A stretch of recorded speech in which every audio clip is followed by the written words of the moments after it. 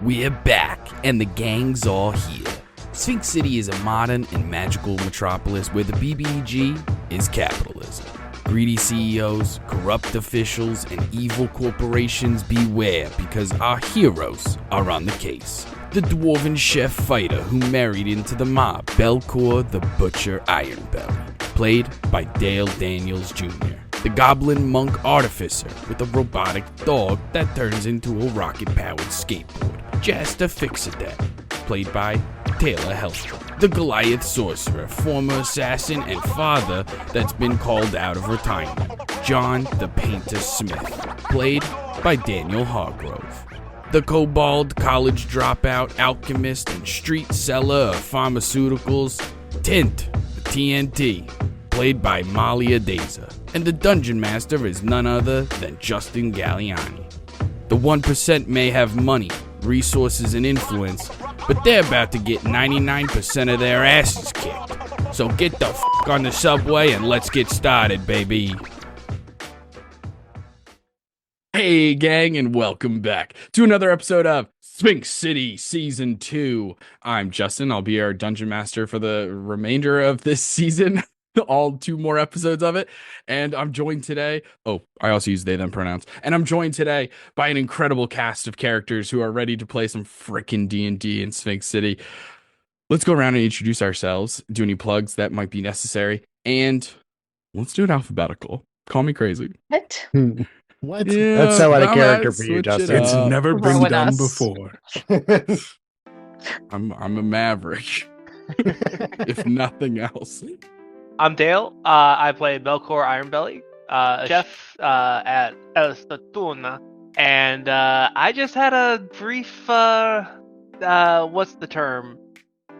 Event of death, and It was touch and go With that? for a while, as Daniel would say. Yeah, as they say. yeah, I've got a lot to think about right now. Oh, hello, everyone. Alphabetically, I'm next. I'm Daniel, also known as Daniel the DM across all corners of the internet. I use he, him pronouns, and so does my character that I'm portraying this evening, John Smith. And let me tell you, last time we saw John, I'm pretty sure he's on the edge of violating the Geneva Convention, but I promise he's one of the good guys. Maybe, I think. We'll find out. There's 2 episodes left. There's still time. The fastest redemption arc you've ever seen. The fastest redemption arc and then reversal of a redemption arc in quicker time. Alphabetically, I'm third. I'm mailto. You can find me online by mailto, including on my website, mailto.com, where you can pick up my debut novel. I use she, her pronouns. And I play Tint, the kobold artificer college dropout, who thought this secret spy agent stuff was going to be really fun. And he just watched 2 people die. So who cried more the last episode, me or Tint? That remains a mystery. We'll see if who cries again. And I guess I'm last alphabetically. I'm Taylor. I work with Justin on the So You Want to Be a DM podcast. Tonight I'll be playing Jaster Fixadet. I'm a little goblin punchy boy who is also really good with computers and stuff. Also had a brief, actually my second brush with death, complete full death. This life's a little bit harder than I think Jaster was ready for. But we'll see how things go. We'll see how things go. There's 2 whole episodes left. Plenty of time to make it an even hat trick. Jaster. Cool. Just jokes. I think number 3 might be the end. Who knows? If you, as long as you got Mullen on your side, anything's Third possible. time's the charm. Just send it.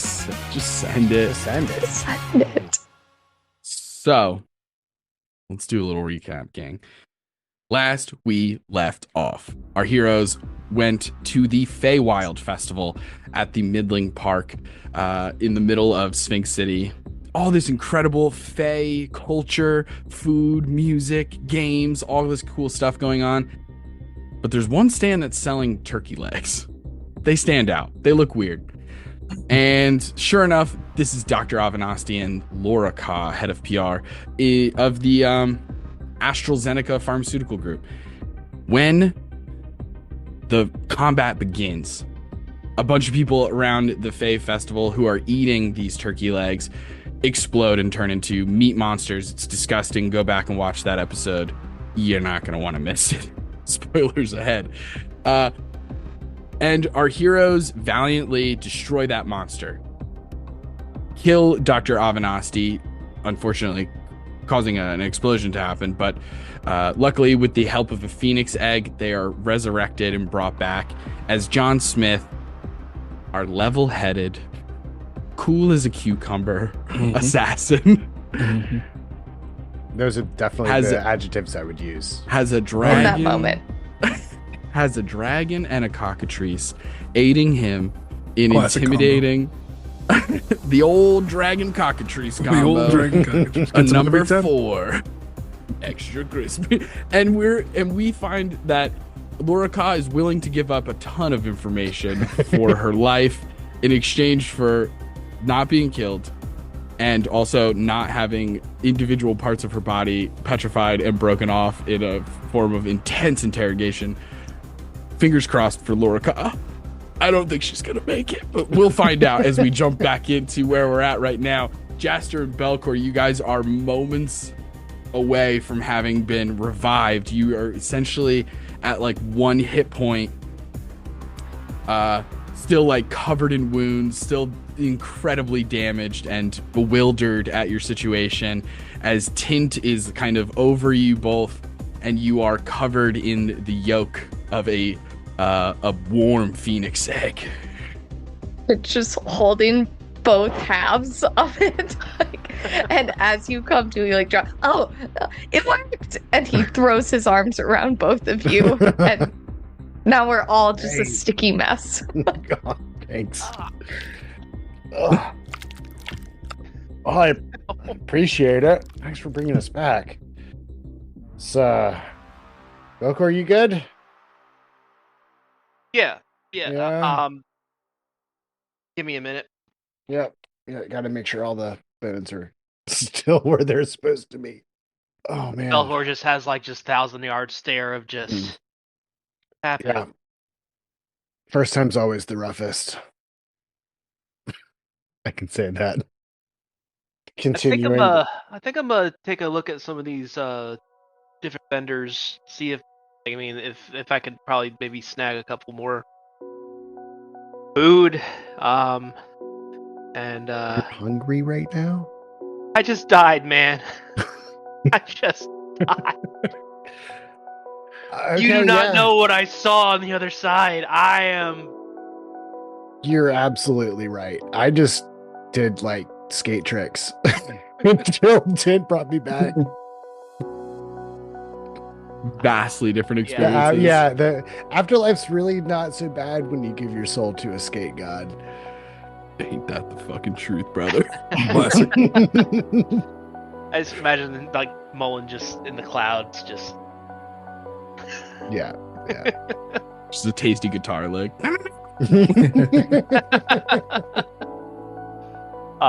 So yeah, Belkor is just gonna like peruse the remaining vendors. I would assume like the vendor runners are long gone, so I'm like, I'm not gonna let this food go to waste. I'm just gonna Oh yeah, absolutely. pick off some of these are those dumplings? Oh.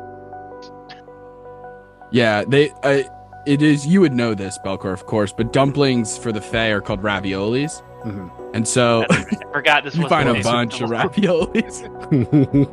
There's like some tortellini, some little ones. Oh. There's some manicotti. They're the big ones. They're like tubes. They're open. There's all kinds of stuffed pasta here. Meat-filled cannolis. You know the worst thing though is like now I really want a turkey leg. Not eat those ones over there. I was gonna Are say, there do any you see? turkey legs left? Absolutely. Yeah, for no, I know sure. these ones are bad, but As we cut over to John Smith, who is in the heat of moments, I'm like 99% sure at the end of last episode, John says something to the effect of like, Tint, like knowing that Tint could handle the Phoenix egg, like turned his direction back towards Laura Ka. Physically, but not emotionally.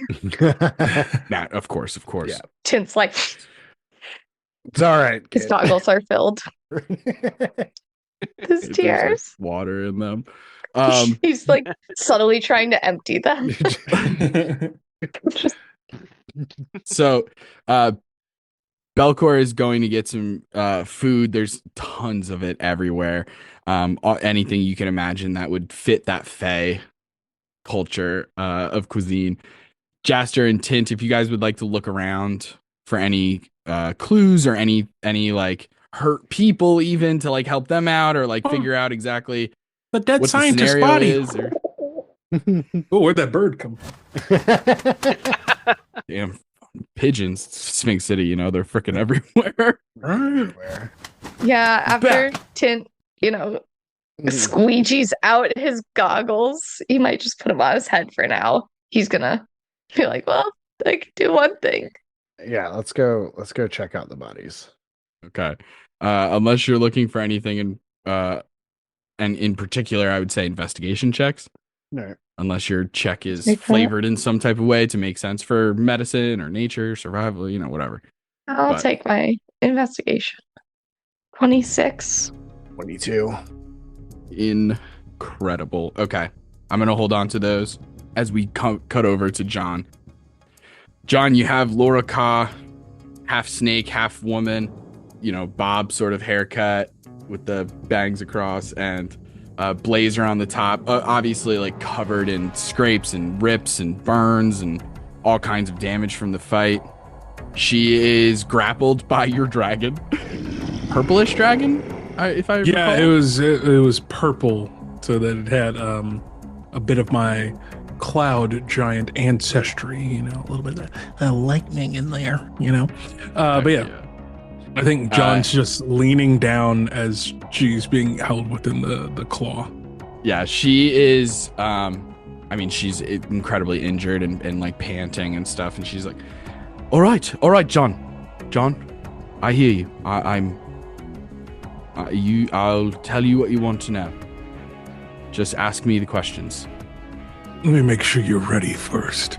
Up, and I tell the dragon to dash and just go 80 feet up in the air, and then just drop 70 feet down, like right before she hits the ground. She just screams the whole Doppler effect. Just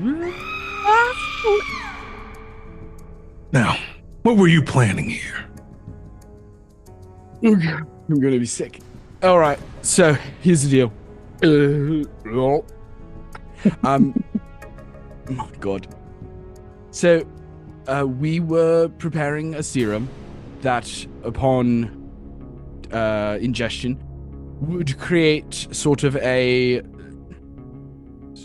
sort of incredibly strong, athletically enhanced individual. Stronger, more resilient, thicker skin, jump further, run faster, that sort of thing. It obviously went horribly wrong. This was not part of the plan. That was a pure accident. But I'm not in charge of the numbers in terms of the science behind it. That's the one your cobalt friend is pilfering through the pockets of. I just handle PR. That's my sort of gig. I'm the face. Who else is involved? Well, there is, of course, the Grey Gardeners. We wouldn't be able to do half of our work without some of the ingredients that they provide to us. They're dead. Who's next? Right. Incredible. We once did work with Romance Realtors, but unfortunately they were dispatched of, as well as some police officers, or detectives rather, that we had on the inside. They're dead. Who's next? Incredible. Well, also dead. We can get that one out of the way. Dr. Monotream, he used to work at the zoo. He's dead, so we can just skip right past that. Dr. Avanasti was actually his mentor back when he was a assistant professor in Golem University. Past that, you've heard of Zusk Bergos, I'm sure. wealthy man, a philanthropist, he calls himself. Yeah, the dickhead who's kind of built like a walrus. He's built like a. What kind of walrus would you say? I mean, he's not. I don't know. Maybe more like a harbor seal, perhaps. Yeah, I'm familiar. Okay, right. Yes, it's Zusk Bergos is the I suppose the only person that it would be involved at a institutional level that doesn't seem to be dead already. Right. The only one left. Right. That is how it seems. The cookie has crumbled. So then what do we do with you? Well, for starters, I'm thinking letting me go, and then also I just get out of here, leave Sphinx City, and never come back. I'll leave the country. I don't care. I have family. You know, yes? While we think about that, I can concentrate on this dragon for an hour. So we're going to sit and think about this for a while. Up, and I send the dragon 40 feet up in the air while I go talk to the group. Incredible. Just kind of see legs dangling from. Just a tail, just a snake tail. And I just, I guess the closest to me would be Tent and Jaster, right? Yeah, unless they probably. were walking around. Yeah, or Tent would be. No, because they're going to the towards- body. Yeah. So what I'll say that you're able to sort of find there. So number one, with the investigation checks, Tint and Jaster, you guys easily find some turkey legs. Hard to tell without doing some kind of testing which ones have been contaminated or not.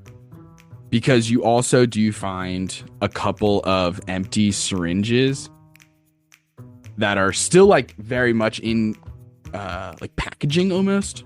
Like they're brand new, you know, like you're finding empty ones that haven't even been filled with anything. And then you find a container of some kind of mystery liquid. It's like literally the color of my nails, like highlighter yellow, like glowing toxic waste, like the most obvious thing of like, don't eat this. This is bad. Yeah. All right, so I'm gonna take this back to the lab and see what's in it. It's the label that says deadly evil poison. Like, yeah, but like, what's in it? Yeah. Maybe, like, I'm pretty good at making very generic brands of pharmaceuticals. But so maybe I could, reverse Engineer cure. Yeah, that. Okay. Not duplicate it. No. Yeah. Okay. Now, just throwing it out there, do we think the best vessel or receptacle for a cure would be a turkey leg, or should I'll do pills. Pills are probably better. Yeah. Yeah. Okay. Pills are also, injectable. Maybe, I don't know. We can maybe get some kind of a. Ooh. Maybe like a cloud, just in case we need like an area effect. An aerosol. Burst. Yeah. I'm also going to take all these turkey legs. In fact, I got the science lady up in the air. I didn't know what to do with her. Oh.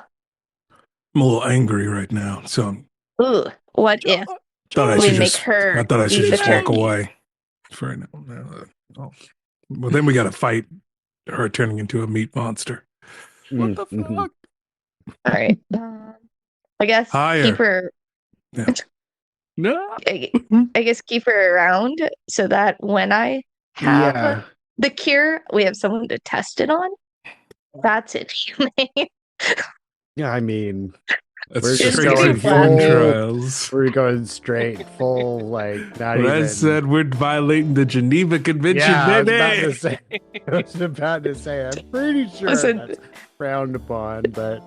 Tink dropped out in his first semester. He didn't take ethics. Yeah, he didn't get the ethics part. You're right. He did not get that far. Lot of things are making a lot of sense now. Wait, so we're not just supposed to use something just because we made it? That's what they told me in Chemistry 101, Alchemy 101, but we were just making like very simple potions. Right.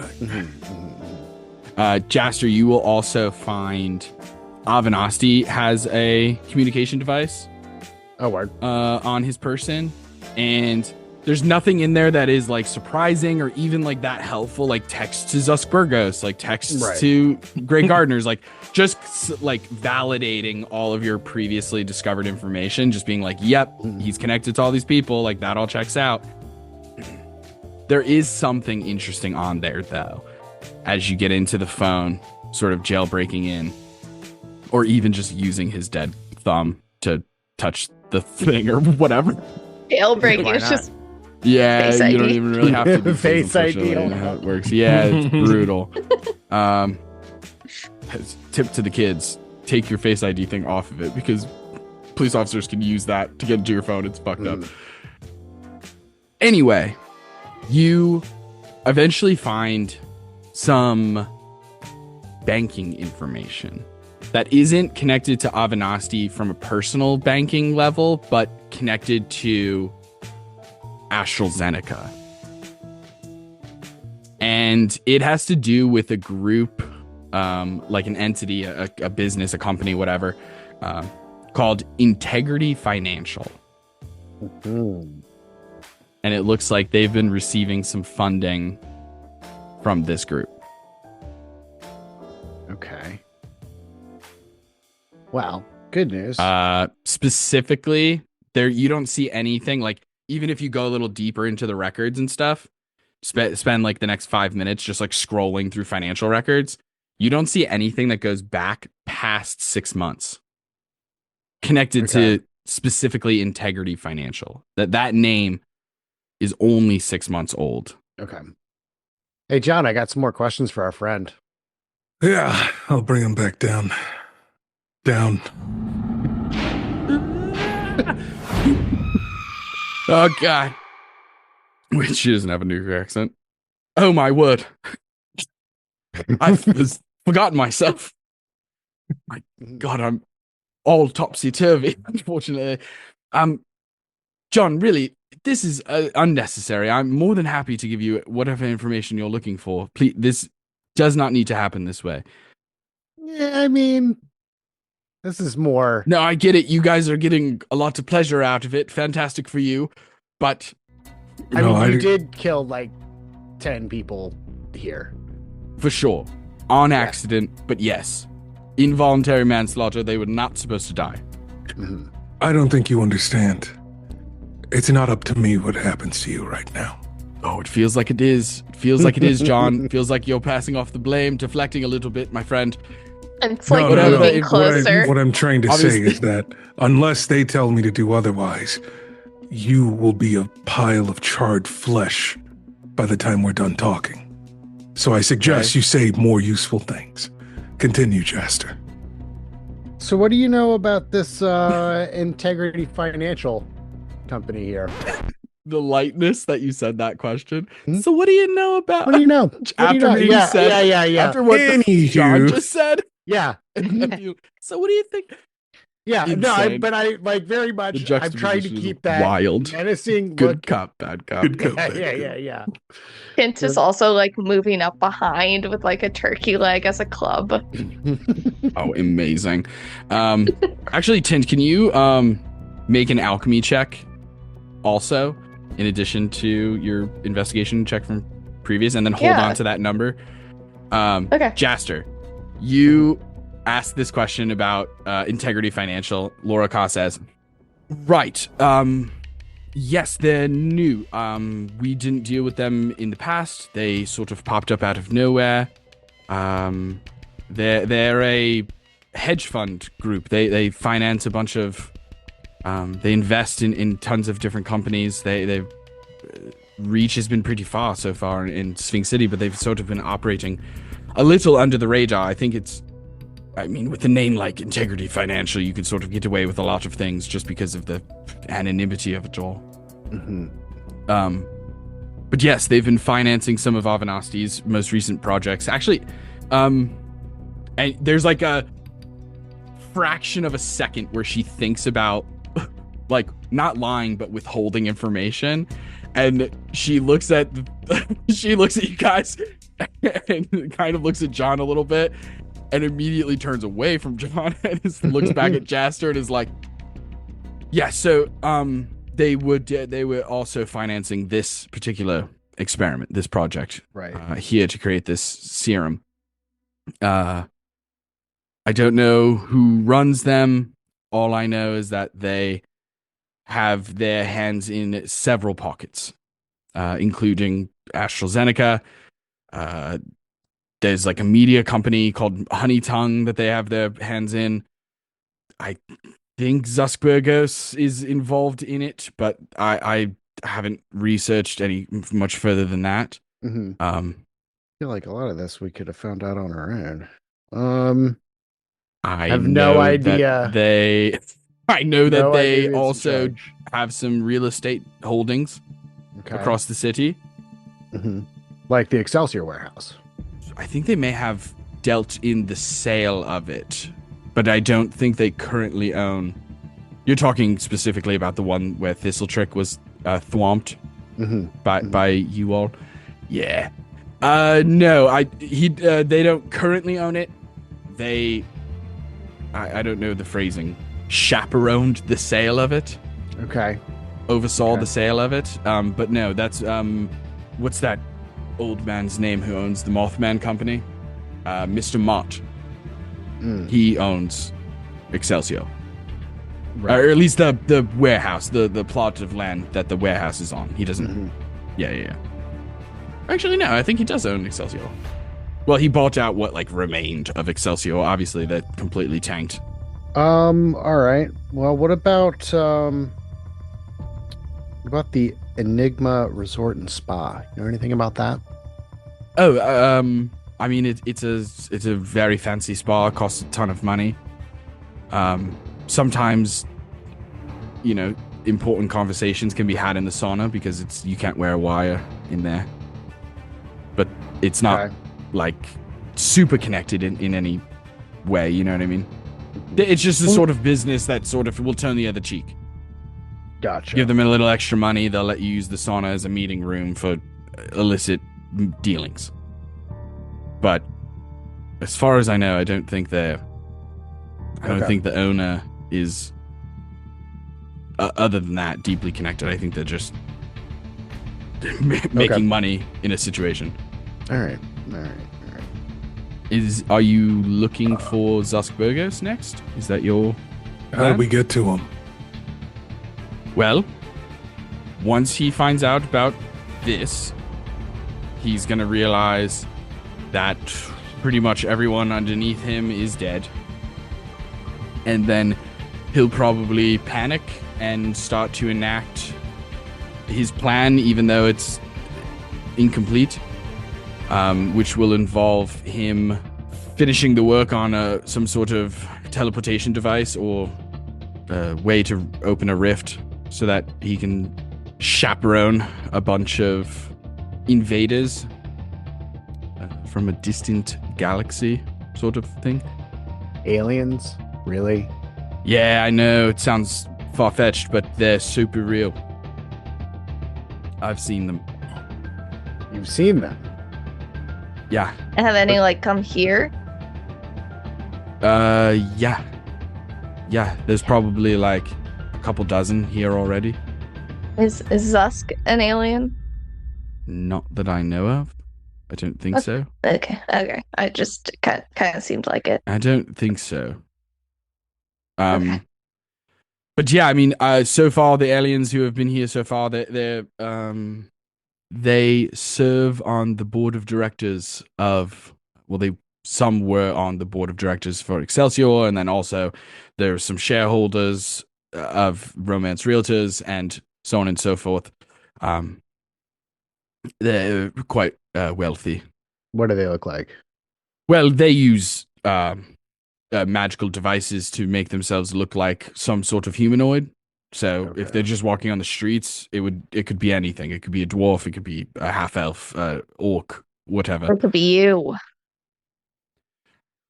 Certainly. Just saying. There's less 1T in the city, so we'll stand out a bit, but in theory, they could. Just saying. Right. Just saying. When did they start showing up? When did you start seeing aliens, or when you first heard about them? Probably 5 years ago. Okay, so they've been around for a while. Yeah. Been around forever. Yeah, they're playing low key. This first group, they're sort of strategists and sort of behind the scenes, getting things ready, helping with the finances. It's easy to run your company which way you like when you also are working directly with your top shareholders. However, Zusk is planning on finishing the project and enacting some sort of teleportation device. It's less teleportation and more wormhole situation, like collapsing space-time in order to get people here faster. But it's going to require a massive amounts of power. Whether that's magical or electrical or fucking whatever else. I don't know. But that could be a helpful clue. Where's he getting this power from? That's a great question.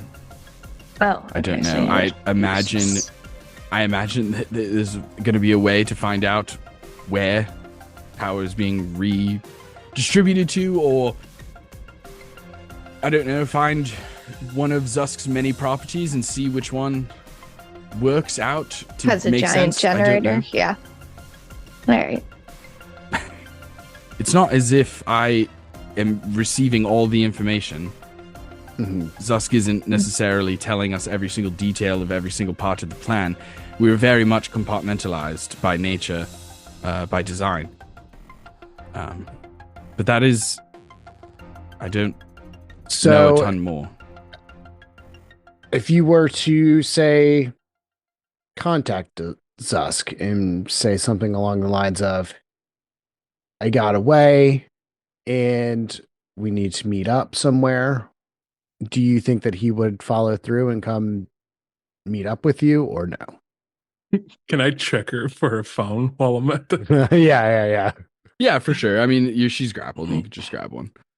Grab a phone off of her. No problem.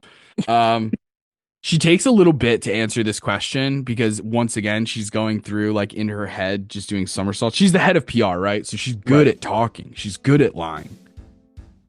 But I think there's a part of her that kind of can read the writing on the wall and kind of see what's up and knows her situation is in a point where it's like, there's actually no benefit to lying here. And so I think she's just going to kind of resign herself a little bit and be like, honestly, I don't think so. I think once he hears about this on the news, that there was a massive attack and Avanasti is dead and all this kind of stuff, I think he'll just assume I'm either compromised or that one of you is posing as me or something. Yeah, it looks like we won't be able to pull a banshee again. Yeah. No. I don't know, gang. What are we thinking? As you guys think about that, Tint, what did you get on the alchemy check? What am I adding? How am I calculating my alchemy? Is it just my intelligence? It's and your proficiency. 27. Damn. That's crazy. That's crazy. Just fueled by sadness. You find the scattered remains of Dr. Avanasti's body, and you find his heart. Tint, in a moment of like he has forgotten his sadness at this, he just like comes up from the body like the heart.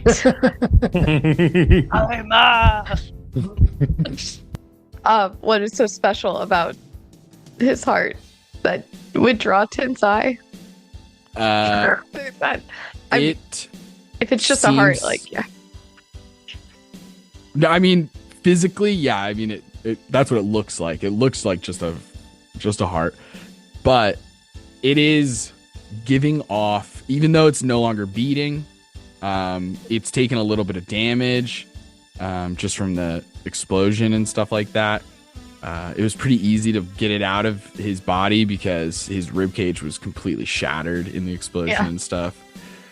But as you pull it out, it is giving off a magical aura to it, but also part of that feels like a form of magic that I don't think Tint normally fucks around with.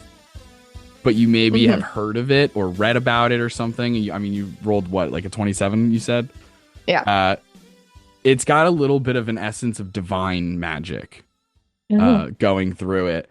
And you think that this would be like an insanely powerful component for some kind of consumable. Tint's gonna grab the nearest like to-go container, whether that's like a styrofoam box or like a soup container. Yeah. And he's gonna put the heart in there. Yeah, you find a personal pizza cardboard box. Kind of you have to squish it a little bit, but it can squish it a little bit. Is there like a bag nearby too? Of course, yeah. There's bags all over the place. One of those ones with the smiley face says "Thank you for." Yeah, have a nice day. Yeah. Thanks for shopping. Yeah. Tint's got the heart. He's got some turkey legs. He's got the jar. He's like glowing liquid stacked out. He looks like, you know, when your mom's like, "Go get the groceries," and you're gonna make one trip. That's Tint with all his. Amazing. Yeah, makes me. We should probably get out of here sooner rather than later before the cops show up. Yeah, I got a lot of stuff that they yeah. probably take from me. If we wanted to keep her alive, could we call KnowOne You can do that to pick her up? Oh, yeah, for sure. Yes, another one for the vault.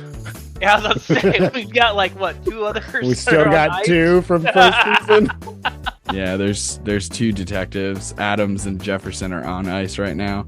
At least that's how Ghost describes it. We don't know exactly what that means, but maybe in season 3 we'll visit that. Well, I guess we'll call KnowOne and keep him there in the meantime until we figure out, just in case there's anything else we missed. So with that being said, congratulations. You don't end up on fire today. But you're going to have to go to sleep. Squeeze. And then the dragon's just going to like wrap around. Just No, that's all right. Just until she passes out. Amazing. As that's happening, really quickly, I just want to bounce over to Belkor, who's gathering like stray charcuterie, just like getting all this amazing Fey Italian food. And is also like just reeling in this moment. Are you no longer untrushed?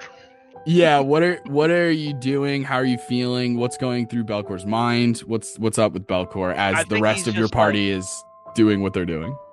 I think like as he's like just like taking some food, trying it before he throws it in the bag. Well, that's good. That's good. He's just like thinking like over like, oh my god, like I died, like that could have been it if we didn't have that Phoenix egg.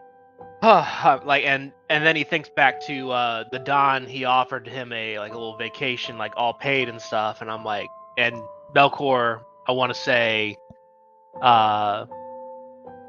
just thinks wasn't going to take that vacation, but after seeing the afterlife for the first time, hopefully the last time, think definitely gonna take that vacation. For sure. It's around this time actually. Belkor, your phone starts vibrating in your pocket. It starts buzzing. And as you pull it out and look at the screen, you see that Gwen is actually calling you in this moment. Hey babe. Hey Belkor, how you doing? I'm okay now. Good. Okay. It was the weirdest thing. I was walking down the street. I had just got my nails done. You know, Charisse was asking about you, by the way. But I'm walking down the street and I just got this weird sinking feeling in my gut. And so I was like, gosh, let me just give him a call, you know? I know it's weird. It's like I'm not, I don't have ESPY or whatever, but like something just threw me off. So I just wanted to call and check in. Are you sure you don't have it? We're gonna have a talk, like a sit down talk for sure when I get home, for sure. Oh, Nothing, okay. nothing bad, but just Okay. the events that happened within. Are you sure you don't have ESPY? Like, positive. No, I got tested for SB. They said I didn't have it. My magic is less psionic than that, but Okay. yeah, I don't know. Maybe it's a soulmate thing or whatever. But so you had sounds like a terrible day. I'm sorry to hear that, hon. I mean, Hate that for you. The good news is it could have been a lot worse. A lot worse. Oh gosh. And once again, just like Gwen doesn't see it, but like I still just do like the 1,000-yard stare of just. She eventually responds and goes, "Oh my goodness. Well, yeah. We'll talk. We'll talk when you get home." All right, and babe, I love you so much. Oh, Belkor, I love you too. All right, let's see you when I get home. All right. See you then. Oh, and don't worry about dinner. I got you covered. Incredible. All right. Looking forward to it. And you guys hang up as you rejoin the group. Who's calling Ghost? I had my phone. Yeah, I actually want to take a second. Twofer also got effed up by that explosion, right? Yeah. Mhm. Okay. Yeah, So yeah. so if the Steel Defender goes down within the last hour, I can spend a minute and use my tools to bring it back. So I'm gonna go back, set about getting Twofer put back together and all the bolts rejiggered and everything. Absolutely. So you guys fill Belkar into all the information that you guys have gathered and the plan to get KnowOne to put Lorica on ice and so on and so forth. So Belkor, you phone already out, you call Ghost, it rings for a little bit, and then you hear, "Hello, Belkor, is that you?" My God, Ghost, how you been? "Well, I've been alright. Accidentally left a ketchup packet in my back pocket, sat down, it exploded everywhere. Ooh. I had to raw dog that hot dog. No condiments whatsoever." Oh my god, that sounds. Hashtag ghost problems. Wait, hold on. I'm hearing how that must have sounded for you. What I meant was I had to eat it without any condiments on it, and so it was just a hot dog straight up. Fuck. I'm not on speakerphone, am I? You're on speakerphone. Oh. Everyone Yeah, heard that. No, we didn't hear that. Yep. Nobody heard that. They roll for Incredible. Let's get to the business. Actually, Yeah. actually, I'm your boss, and respect me, and let's get down to the business. Right. So yeah, we have someone else that we might want to put on ice for a bit. All right, I understand. Fantastic. I'll be there in just one moment. All right. Let me think about how I want to do this. I was gonna say, how's he making his entrance this time? You see a squirrel runs out of the top of a tree, down the trunk, across Not the the path squirrel. in the middle of this festival, sees a dragon, drops the acorn that they're carrying, and bolts away. And you see the acorn standing there on the path. Starts to move like a Mexican jumping bean before it explodes and Ghost pops out of it. Oh, goodness. My God. That's really impressive. I still am baffled every time you show up. It takes a lot of practice. Why, Listen, why, I got here why as did soon we as I have to could. go into the bank again if he can do that?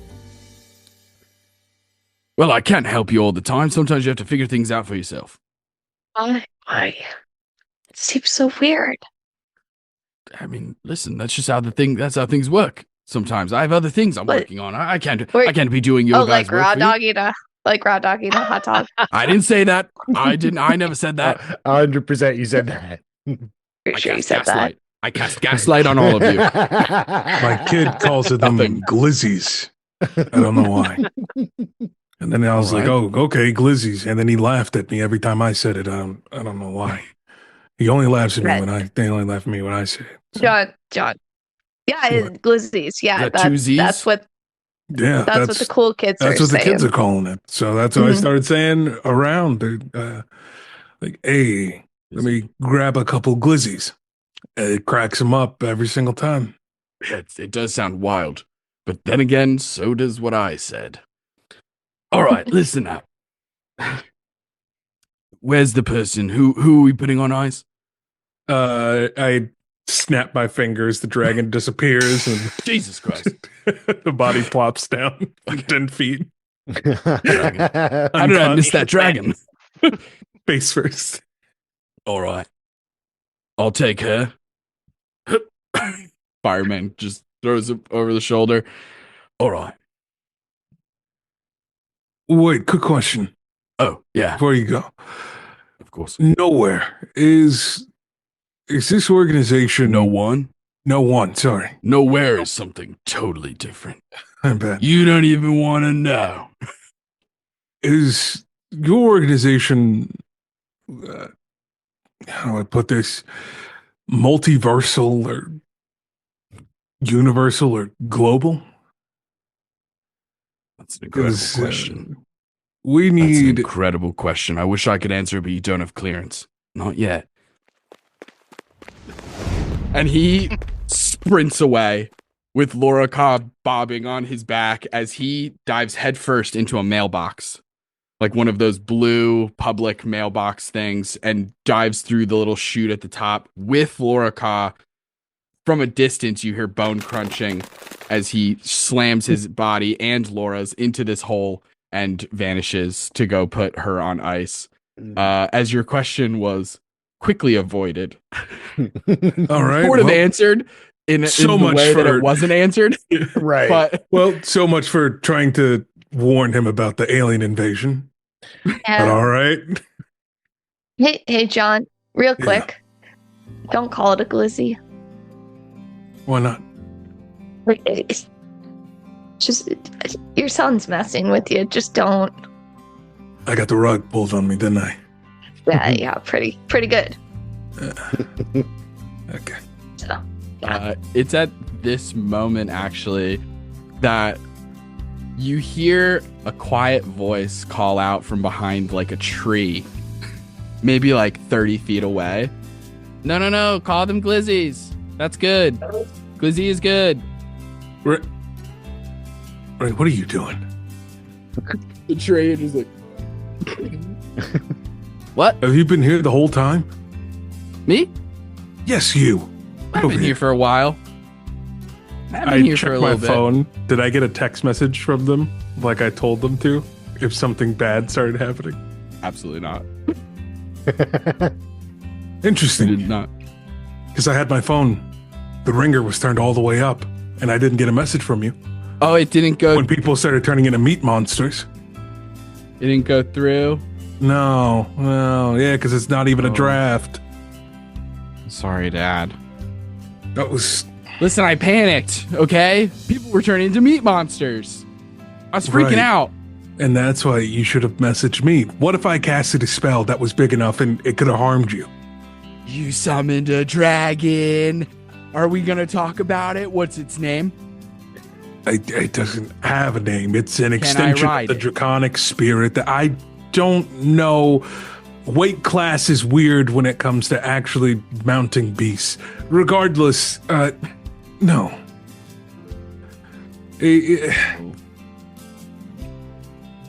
Listen, I saw that guy jump into a mailbox. Is that normal?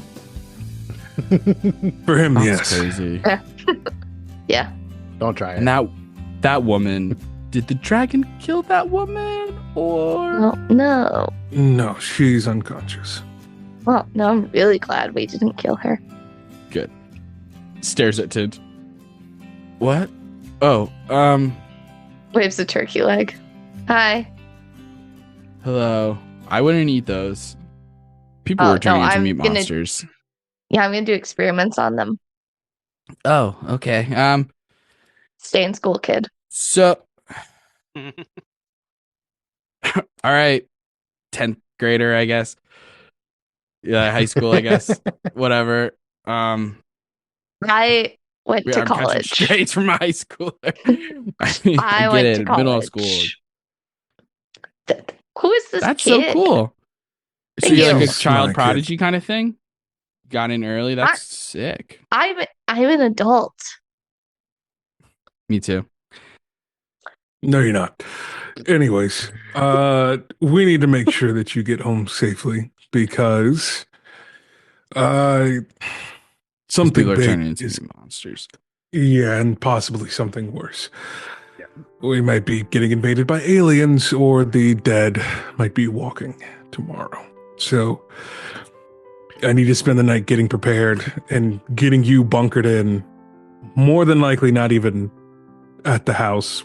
I'm probably going to have to take you to an assassin hotel, and you have to stay there for the night. What? An assassin hotel? It's a long story. I'll have to explain in the car. Can we pick up my mom on the way too? I feel like she could, like, she could Anyone's watch it. family who you're worried that if the world ends tomorrow, yes, I guess we bring them all to the hotel that's supposed to be. That's so funny. my Um, mom makes great cookies. Say, But also keep in mind, only bring people who are supposed to know about what we do, or tell a really, really, really, really, really good lie. Okay. Mhm. I'm great at lying. Okay. And also, if I they wanna are believe told you, a Jen. I lie want to. and So they're bad. in the same hotel that I'm in, just let me know that they're thinking a lie. Otherwise, I'm going to talk about aliens for sure. You know what I mean? Mhm. Mhm. I'm Yeah. already freaking out not to post it to the socials. Give me your phone. Dad, Fair. come Give me your on. phone. What? Give me your phone.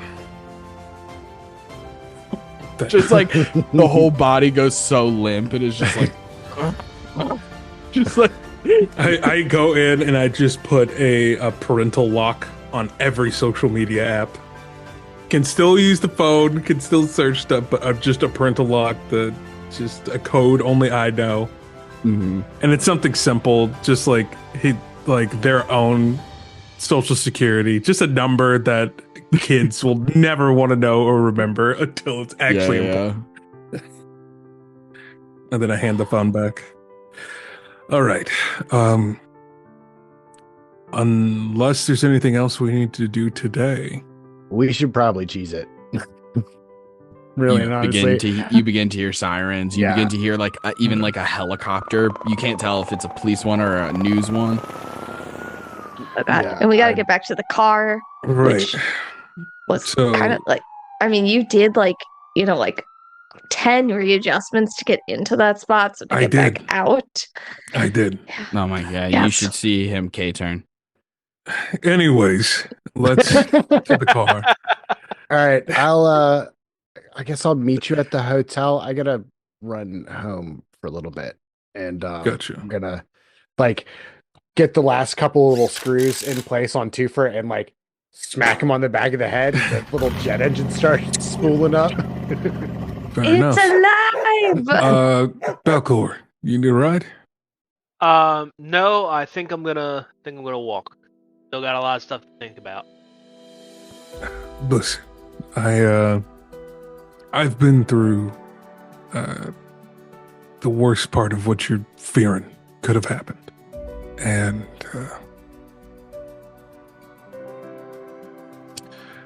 I know there's a lot going on. If you want to walk alone, that's fine. But as of this moment, we're about to be public enemy number one to the richest Yeah. person in the world. So, All right, I'll take you up on that ride. okay. So we're going to go drop Belkor off. Then I got to take Tent with me back to my place. Then we're going to switch to the minivan because I brought the muscle car. I thought we were just going to be cool and drive the muscle car. No, you can just drop me off at my lab. I got to do some stuff, and then my mom can swing by and pick me up in her van. Anyone else who needs a ride, it's, got the third row, so we can all squeeze in. Belkor's Tents back to my place. So we don't need the minivan. We don't need any extra. It's definitely way cooler if we stay with the muscle car. Should I bring the minivan in case we need to bring extra things, weaponry, grenades, magic items?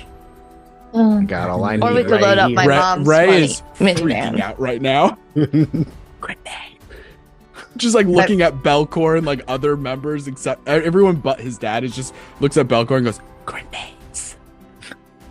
What the heck?" It's all right. Better safe than sorry. I don't want to hear about it tomorrow. We're in the final fight for our lives, and then we say, "Oh, I wish we could have brought X, Y, and Z, but there wasn't enough space in the trunk." We could ask my mom if we can borrow her minivan too. What's wrong with my minivan? 2 minivans? No, I just mean like if we need the extra room. Who else here has their license?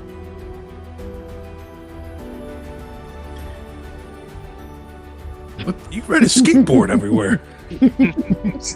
That doesn't mean I don't have a license. I drive a motorcycle too. I did not know that.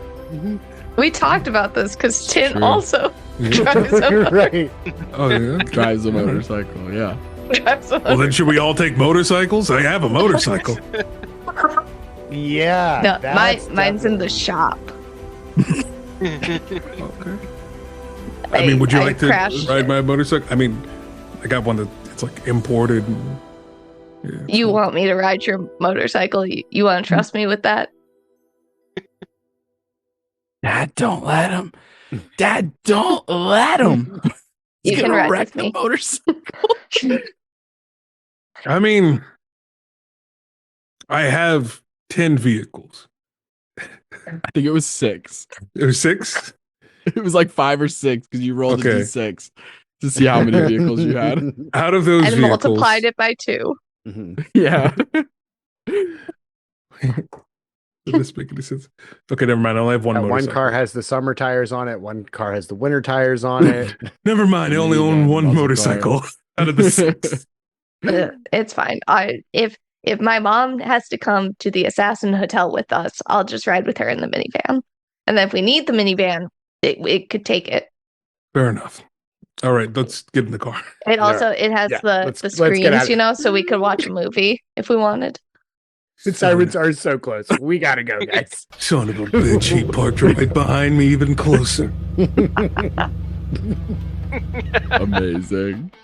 That's so funny. So yeah, we have Tint, Ray, Belkor, and John all in the car. Jaster rocketing away down, right?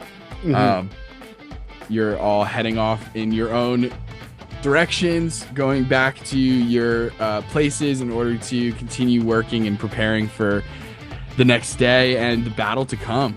And this feels like a really good breaking point to take a little break.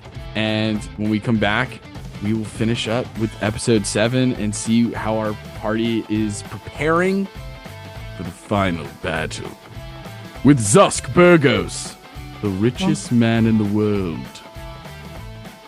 And his alien army. We'll be back. Hello, students, and welcome back to another semester here at Mythos University.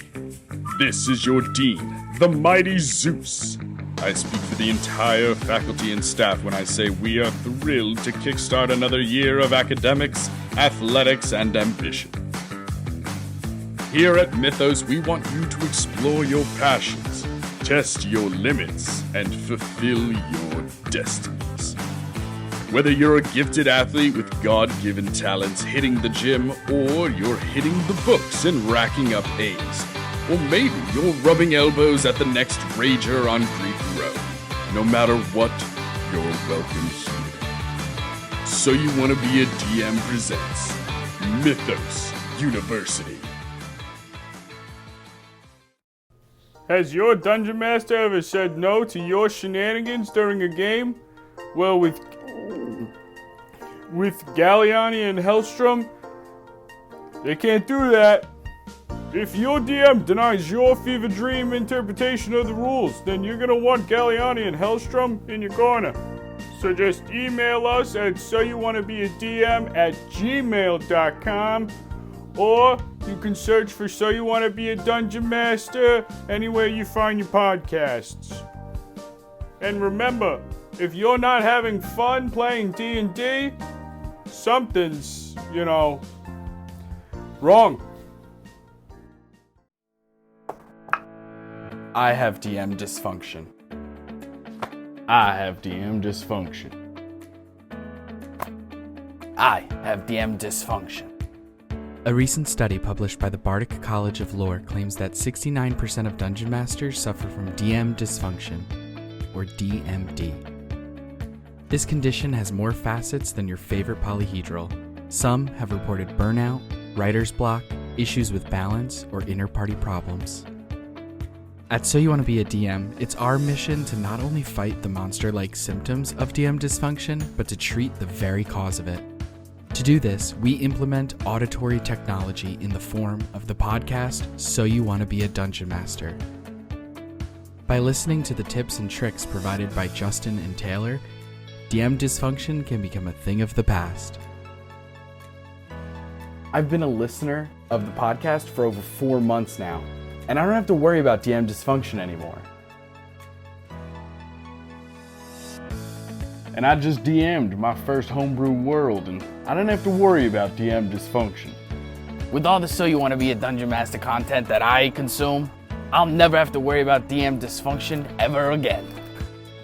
And neither will you. Check out So You Wanna Be a Dungeon Master. You can talk to your doctor today, or you can find So You Wanna Be a Dungeon Master anywhere you find podcasts. Listening to too many episodes in a row can cause excessive imagination, lucid dreaming, lactose intolerance, and character death. Sorry, not death. Character depth. And remember, you don't want DMD, you want D&D. And we're back. And the gang's all here. Last we left off, we left the Fey Festival, or the aftermath of it, and most of us hopped into John's muscle car, cramped in as he begins to chauffeur people around Sphinx City, dropping Belkor off in Little Feywild, dropping Tint off in Gnomewitch Village before heading back home to Minotaur West, and Jaster rocket skateboards back to Baldertown. Jaster.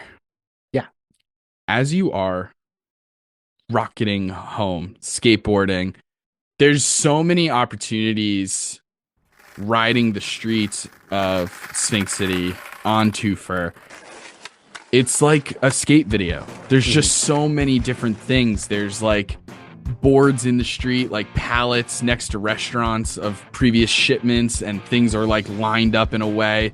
Everything is coming up Jaster in this specific moment. This ride home is the perfect, like one of those one shots in a skate video where you're doing a line they're usually referred to as, and it's just and you're not planning it. It's not like you choreographed it, right? So I think after my second death and my second brush with Mullen, the Dark Slider, it kind of starts like the weird math meme where all the like the lines and stuff. So like it might not look like at all kind of like to somebody else it wouldn't look like this, but to me it all kind of just like I can see the math. Oh, if I do this jump here, I can do a quick little rail up there on this little awning, then jump down, hit the side of the benches there. Heck yes. As you have all of these like mathematical geometrical equations in your head that you don't even necessarily like. Actually, no, you're an artificer. You absolutely would understand most of them, actually, as I'm thinking about it. And so you're hitting all of these crazy jumps and connecting different move sets together. And you begin to hear your own, like, soundtrack. Like, if this was a skate video, this is the song that would be playing over the portion of the video that is dedicated to Jaster Fixadet. What are the vibes of that song? I mean, the first thing that comes to my mind is just the sickest ska beat you can come up with. A lot of trumpet, lot of electric guitar, a lot of, all of that stuff. Yeah, as you begin to almost hear your own soundtrack and hearing this brass section just lay into it, this funky beat, you begin to hear alongside your own, well, actually, because you're riding Twofer, Twofer doesn't necessarily make the same sounds as like a skateboard wheel, right? Like they're a rocket powered skateboard. So does that mean that they still have wheels but are just also rocket propelled? Or are you kind of like floating a little bit? I think it's kind of like a 2 or 3 inches of hover rather than it being a straight up, like when I'm doing like grinds and stuff, it is definitely body is contacting the rail and sliding across it. But then on like the normal straightaways, like just going down the sidewalk, it's like just a little bit of a hover. Gotcha. So very Back to the Future. In the future portion of the of it. Incredible. And you begin to hear another set of wheels riding just behind you. And they seem to be like, before you even think to like turn around or fully notice it, you hear them keeping up with you. They're hitting all the same jumps that you're hitting and stuff like that. And as you turn around, you see Mullen there. And Mullen is skating alongside you. He currently has like shaggy brown hair that's kind of like in his face a little bit, especially when he's skating. It's just kind of like blowing around. And they're like, most of the time that you see him or have seen him in the past and stuff like that, he almost looks like a humanoid. I mean, he looks like he could just be a citizen of Sphinx City for the most part. But every once in a while, as you're like turning around and seeing him skate, he has on like a plaid shirt is like off of his shoulders and like tied around his waist. He just has like a simple t-shirt on and like some baggy jeans where the bottoms are kind of frayed. He has like skate shoes on that have like the massive blown up tongue. Like those DC shoes or like Etnies or something like that. I love DCs. And he just has like a straight up normal skateboard for the most part. It looks like worn and weathered. It's the grip tape is all shorn off the edges and stuff like that. In the middle of it, even like in between where you would put your feet, like in the very middle, is completely worn out. Because of the dark slide, absolutely.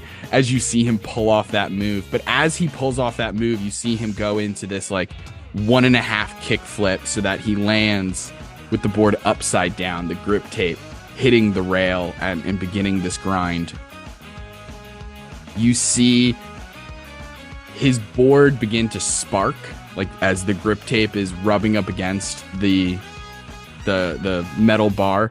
You see it begin to spark and almost leave behind this like trail of flames that glow this like, they almost look like translucent black smoke, but in the shape of fire. So picture just like, like a line of fire behind him, but this like blackish, grayish color and stuff like that. That's like popping out. And when he's in the actual dark slide itself, just for a brief moment, you see these like jutting out of his forehead past his like floppy surferish kind of hair. You see these 2 massive black horns that kind of curl up and go around. And then soon as he like kick flips out of the dark slide and lands, that all disappears. And he goes back to looking just like a normal dude who's ripping some skate tricks. Hell yeah. He pulls up next to you. Oh, Jaster, what's up, dude? What's going on? Just skating away the pain. Yeah, dude, I hear that. Sometimes you just gotta let her rip, you know? Just freaking send it. That's why I've been saying, dude. Yeah. I've been sending it, and it's gotten me killed a couple times, I think. Yeah, sometimes, you know, sending it is interesting because, like, you know what I mean? Sometimes you just gotta freaking send it, and sometimes you have to, like, know when to send it, if that makes any sense. You know, it's a science. Yeah. It's like any other science. So, yeah, no, I get it. I'm You know, scientist. I'm something of a scientist myself. I heard that about you, actually. You're pretty smart, right? Yeah, I mean, I made this guy here. I've been meaning to tell you, dude. It's a freaking sick skateboard, bro. Right? Yeah, it's super cool. And it's also a dog?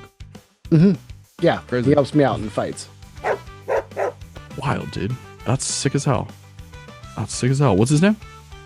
Twofer. It's 2 for 1. Because it's a 2 for 1. Hell yeah, dude. Hell yeah. Sick. Well, listen, dude. Probably a big fight ahead, I imagine. I've been kind of, eavespeeping a little bit. I've been hearing what's going on down here. Sounds like there's some sort of, like, invasion happening. Yeah, aliens or something. I'm not really sure. Yeah, I don't know about aliens per se, but like definitely some weird beings. I've never really been like one of those tinfoil hat. Oh yeah, aliens type of thing. I don't know. Oh, for sure. No, I totally get that. Yeah. So aliens are super real. Here's the thing. Really? Brother, they're super real. Do you remember where we first met? Yeah. Space, dude. Space. That was freaking space. I thought that was just like some other plane or something. Like I thought it was like the afterlife. That was like actually space. No, space, dude. It was space. I've been sort of fucking around in space for the past like 100 years, give or take. Right. And so I kind of chill there now. So when I was like, I'm farting around, I'm chilling in space and stuff, and I get a little blip saying like this cool dude freaking died in a laboratory underneath a zoo. I was like, what? That's crazy. Let me freaking hit this guy up. And so I sort of intercepted your soul before you could hit the afterlife. If that's cool. Okay.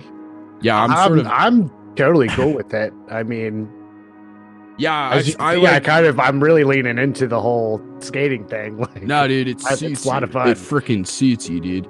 But yeah, so I sort of intercepted that and was like, snag, you know what I mean?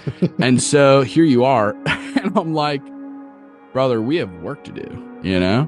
And if the way I look at it like this, if you want to do whatever the heck you want to do and just be a freaking badass and send it, you can't be having these freaking jabronis telling us what to do with their mind control, and they're turning people into lizard folk and freaking turkey legs. Totally.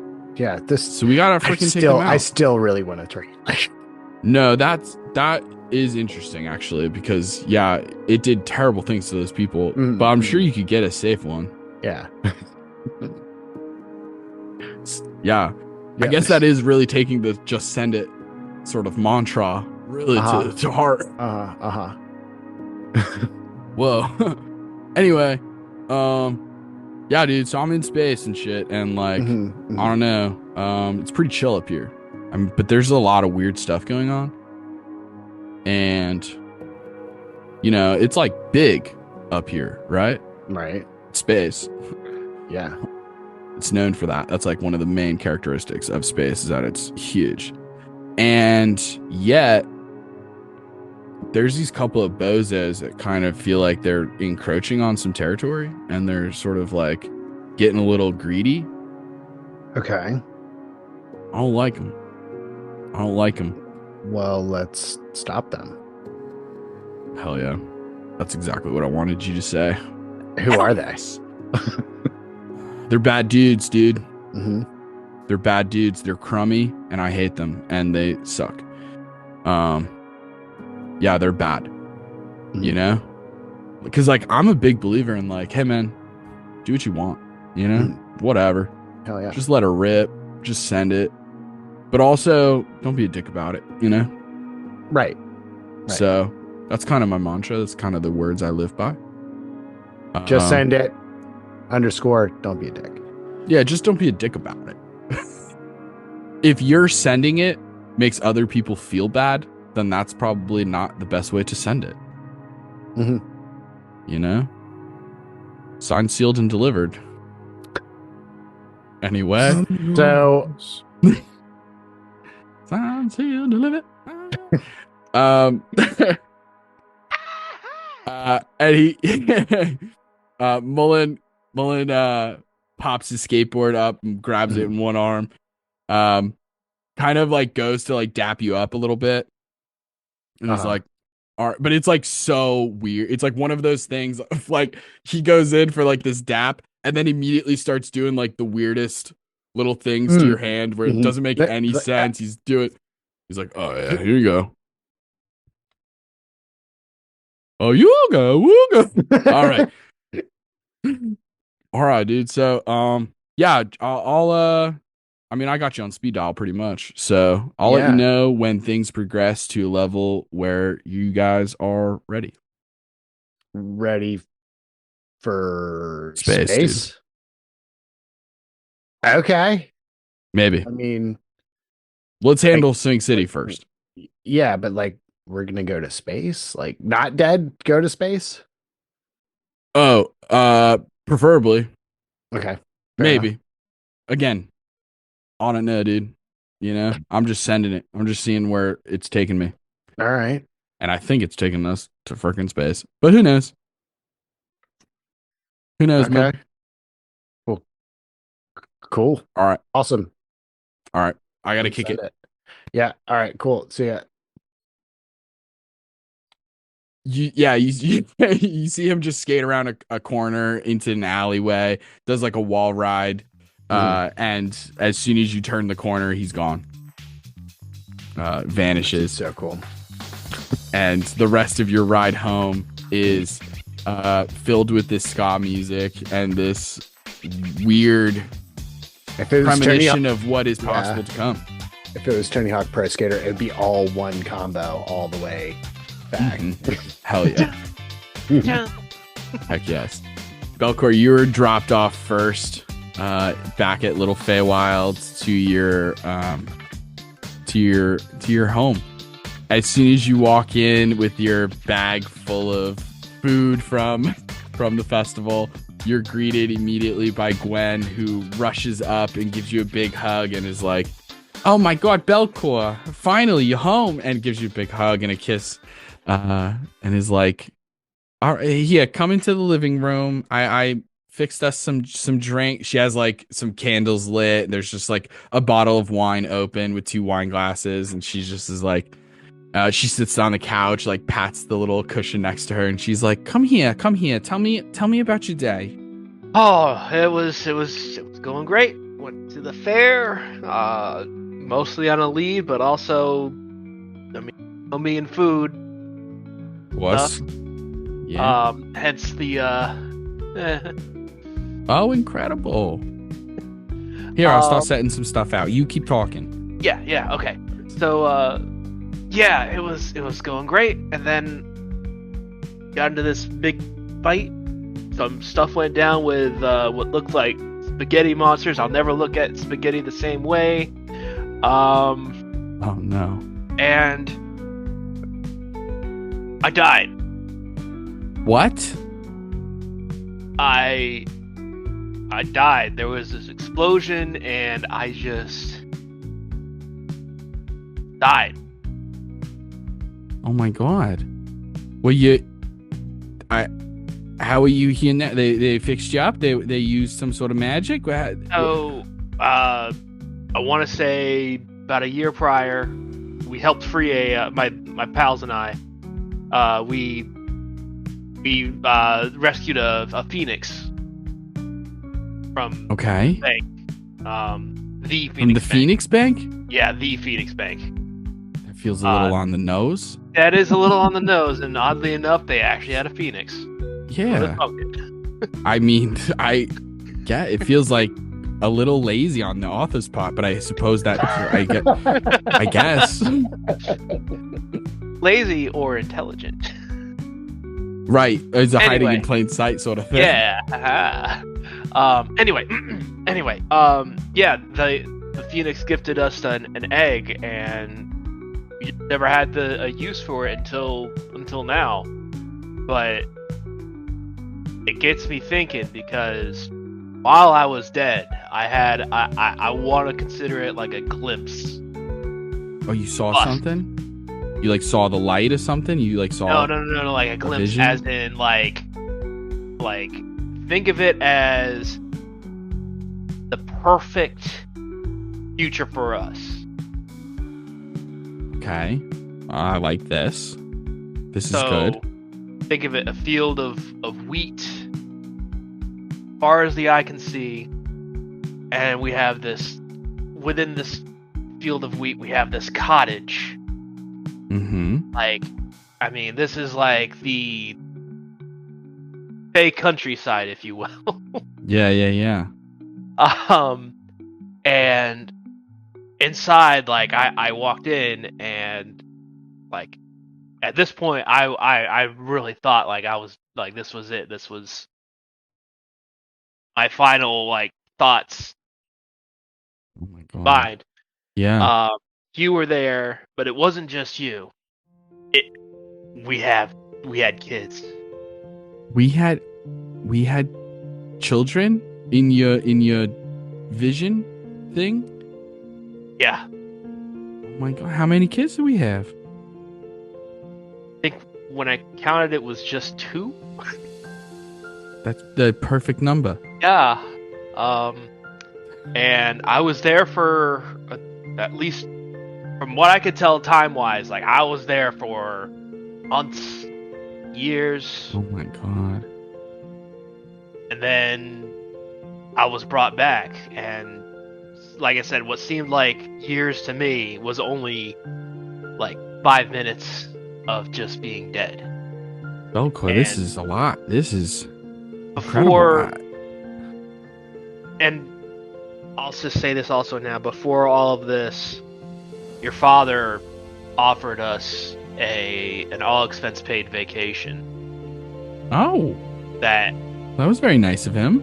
like, I was reluctant at first, because I mean, like, Of course. I know how you are about accepting Yeah, big yeah, gifts like, and stuff gotta- like that.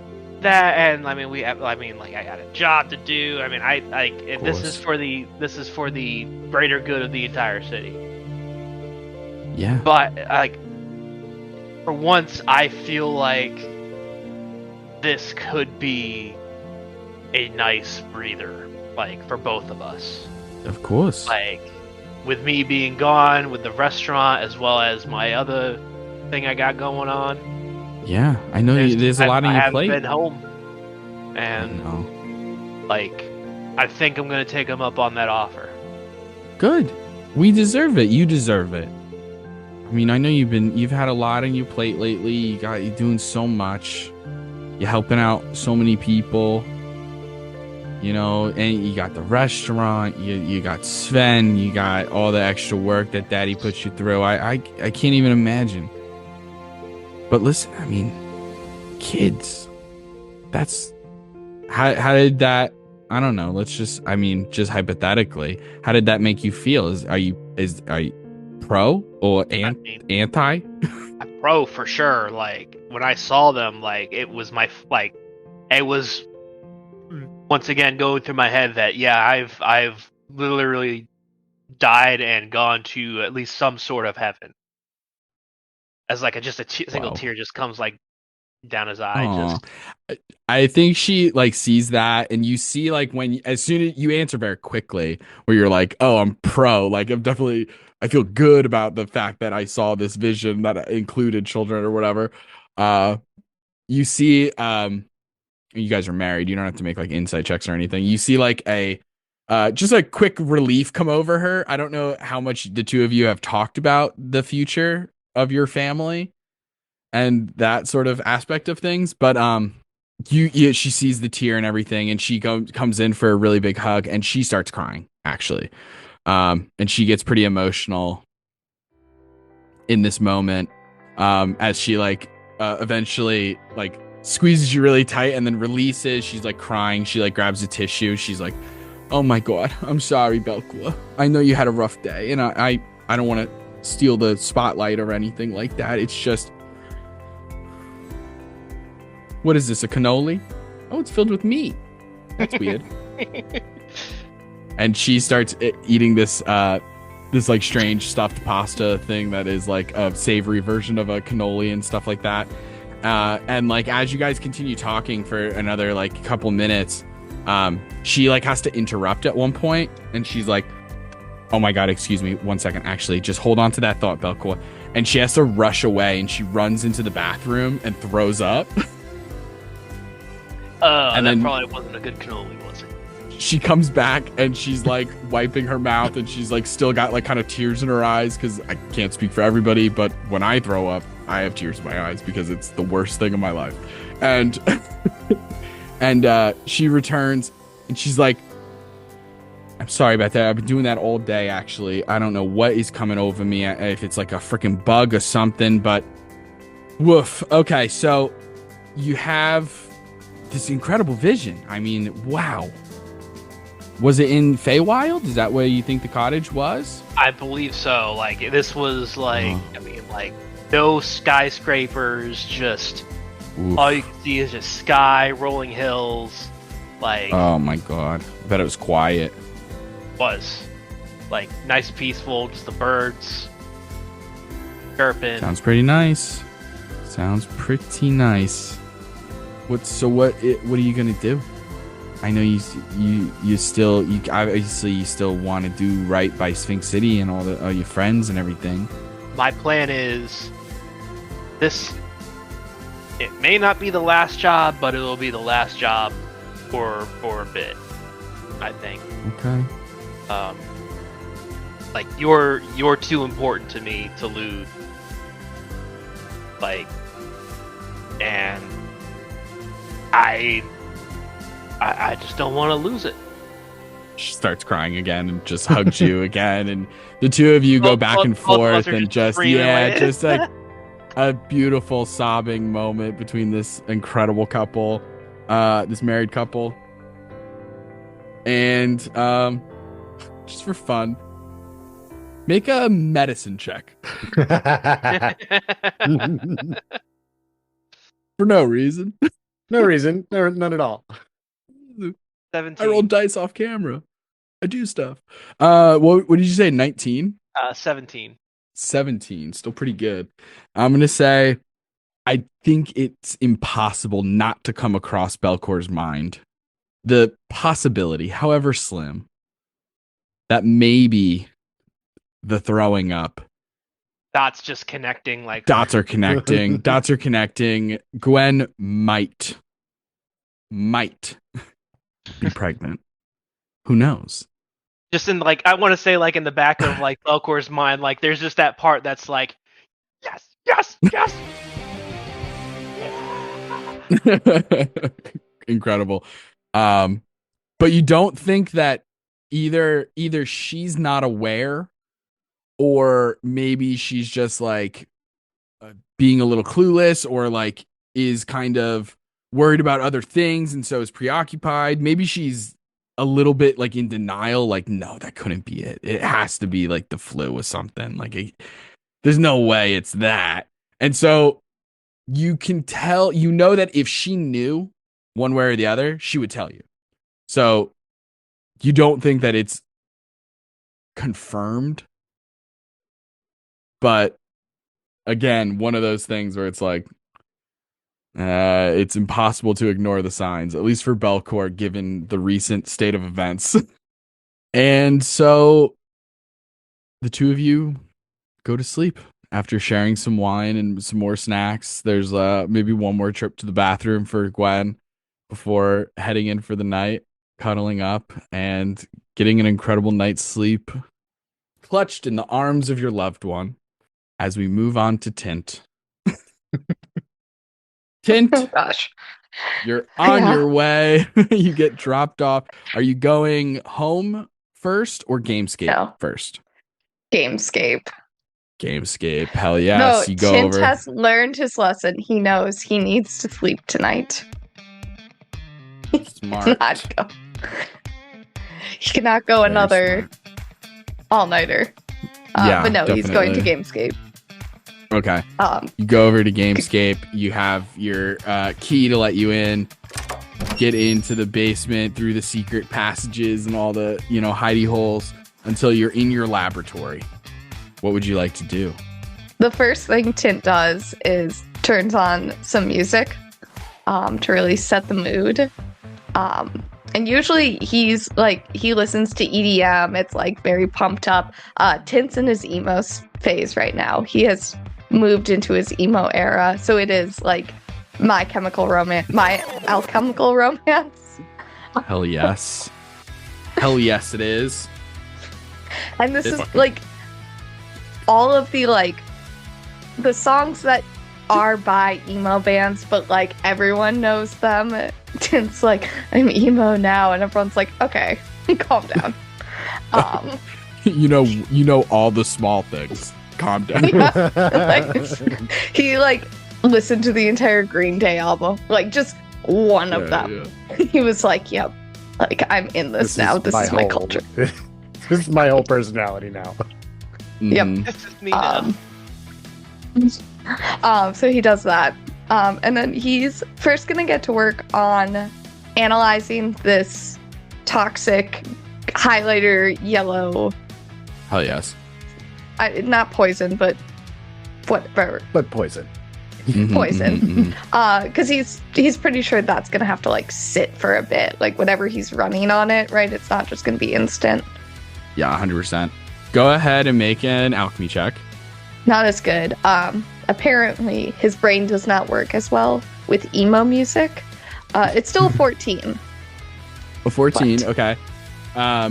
You definitely know that you're starting to separate it into its various components and identify all the different chemical markers that make up this substance, including you've probably jacked from Gollum University, a centrifuge, and you're even separating, you're titrating, you're doing all this crazy stuff. Oh yeah. And you can see what it does. With the 14, you can't figure out what exactly they were trying to do, other than what Laura Koss said, it's supposed to make you stronger and faster and da-da-da. But you don't... But chemically. You can't figure out how this was supposed to do that, because what you're seeing here is the perfect type of chemical substance to turn people into meat monsters. Which it did. It totally did. If that's what they were going for, they fucking nailed it. But if they were trying to make super soldiers, failed. Tint is going to try and create a antidote or a cure for the meat monster. Mhm. Understanding that it may not reverse the effects, but maybe if he could give it to them right after, that it might stop the meat monster process. Yeah, for sure.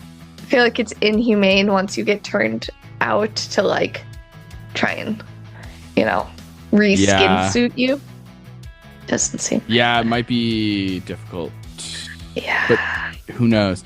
Magic exists in this world, right? Magic So maybe. exists. But yeah, with enough time, you're easily able to create what you think is an antidote. Okay. And create a couple doses of that for the time being.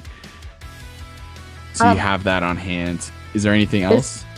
Yeah, two more things. One, Mhm. is Tint able to determine which of these turkey legs has not been given the toxins? Yeah, for sure. Absolutely. All right. Yeah, once you're able to identify the actual compounds in the chemicals, you can easily figure out which turkey legs have been infected and not. All right. And then he's snacking on the non ones. Amazing. There are a couple times where you are eating a good turkey leg and you put it down and you accidentally pick up a bad one and you're like, "Well, nope." Nope. You're like, nice try. You grabbed the right one. Like, that's why we put it on the good turkey legs on the right side and the bad turkey legs on the left side. There is a moment that it's like, why do I still have this? And then he just goes back. The other thing Surrounded that by I would turkey like to legs. do, Yeah. just everywhere. At one point, he looks up and he's like, "Oh my god, they're multiplying." At his first energy drink, his first and only energy drink of the night, because he is going to sleep tonight. It might be here at his work desk, but he is going to sleep. He's going to take the heart, and the magic that caused Dr. Avenatti to explode and kill 2 of his friends, would any of that be like in the heart? Like, are there remnants of it? Just like that explosive magic. Ooh, interesting. There are aspects of that explosive magic in the sense that they both share some divinity. But I would say maybe a little bit. What is Tint trying to do? Make a bomb. Amazing. Naturally. Of course, absolutely. A heart bomb. Why even ask? A holy heart bomb. It was the only option. Tint's just check. like, Tint has seen enough superhero movies that he's like, if we can't save and he's like envisioning himself, right? Like seeing his friends go down and he takes out the heart grenade. And like, it's just a last ditch effort to like disrupt whatever portal is bringing the aliens in. And Tint just sees himself like throw right before like he's shot down. He just has this really grand moment in his brain. Okay, I love this. Yes, we can do this. I had a totally different plan for the heart.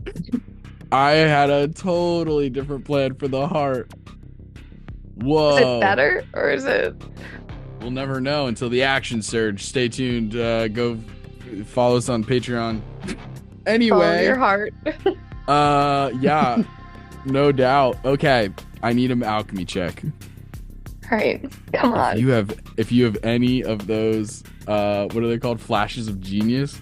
Oh, I do. Now's your moment. All right, so we'll add, I think it's my intelligence, which is, it's +4. I think.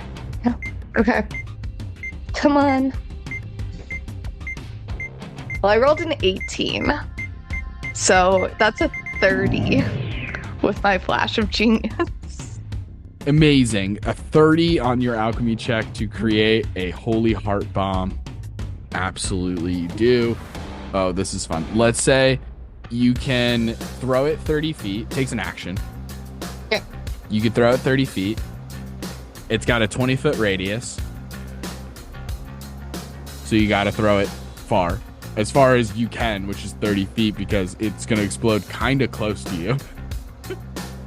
Like, if you throw it 20 feet, you're in the blast. You have to throw it 25 or 30 feet. If Tint goes down in this fight, I feel like that's how he's going to want to go. Not actually, but he has romanticized this. No doubt. He has romanticized death. I love this so much. We're going to say that this is... He's emo right now, so... Let's say that this holy heart grenade does 8d6 radiant damage. What happens if you reduce to 0 by it? Oh. That should be with real spices, right? That is probably. You know what? If it happens, we'll figure it out in the moment. Let's not even think too hard on it. Let's just let it come to us overthink in this, the moment. because Tint's not overthinking this. Yeah. Brilliant. Yeah, you've done good work here. Things are looking good. All right. Is it, after he does all of this, is it too late to go home? No, I think you could go home. All right. You live in the same neighborhood as the Gamescape and stuff like that, so it's pretty close. He's also going to stop at a store on the way home. Of course. No, he's going to pick up, like, would Tint know his mom's favorite candy? I think so. He picks up. Okay, he picks up what he's pretty sure is his mom's favorite candy. Which feels is? really bad. Oh God. World build.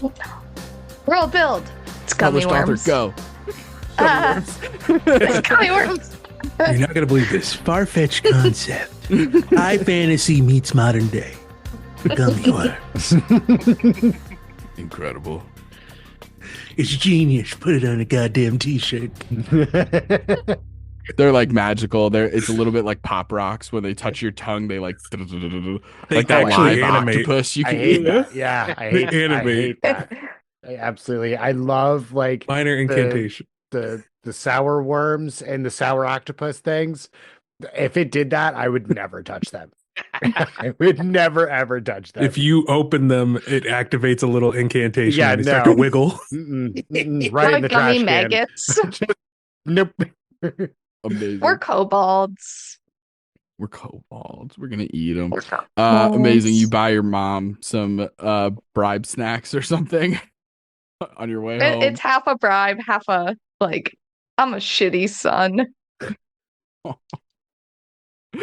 Oh man. And you eventually She's get definitely home. asleep though. Like, Yeah, she definitely is turned in for the night. You can talk to her in the morning. I was going to As say, are you you- going to wake her up and take, hey, we need to go to Assassin Hotel? it's not gonna be that. He's gonna try and lie about it. But yeah, Amazing. Tint will wake her up in the morning. He like stops at the door, like ready to tell his mom, like, I just watched 2 friends get killed today. But he sees like she's just sleeping. And he's like, no, I can wait till morning. Then he goes to bed. Amazing. You, as soon as your head hits the pillow, you pass out. Yeah. Absolutely out. There is a strange dream that you have. It's very brief and it like isn't as collective or like linear as so maybe some previous dreams that you've had or something like that. It's a little like almost like a collage of images and like emotions and sounds and stuff like that. You see a being that flashes into your mind as you're sleeping that is dressed very like regally, like a little bit like a king or like a court jester or a duke or something like that. Like just has these like incredible epithets or whatever they're called, and a cape and like royal garb and stuff like that. But you notice that their head has like a face here, and then a face here, and then a face here. It's like 3 faces. And you see that all their coloration is like white, black, red, and gold. And so there's an aspect of them that looks very much like a face card, like a playing card. They're kind of giving that sort of artistic style of like a classic, you know what I mean? King or Jack kind of thing, except for the 3 faces.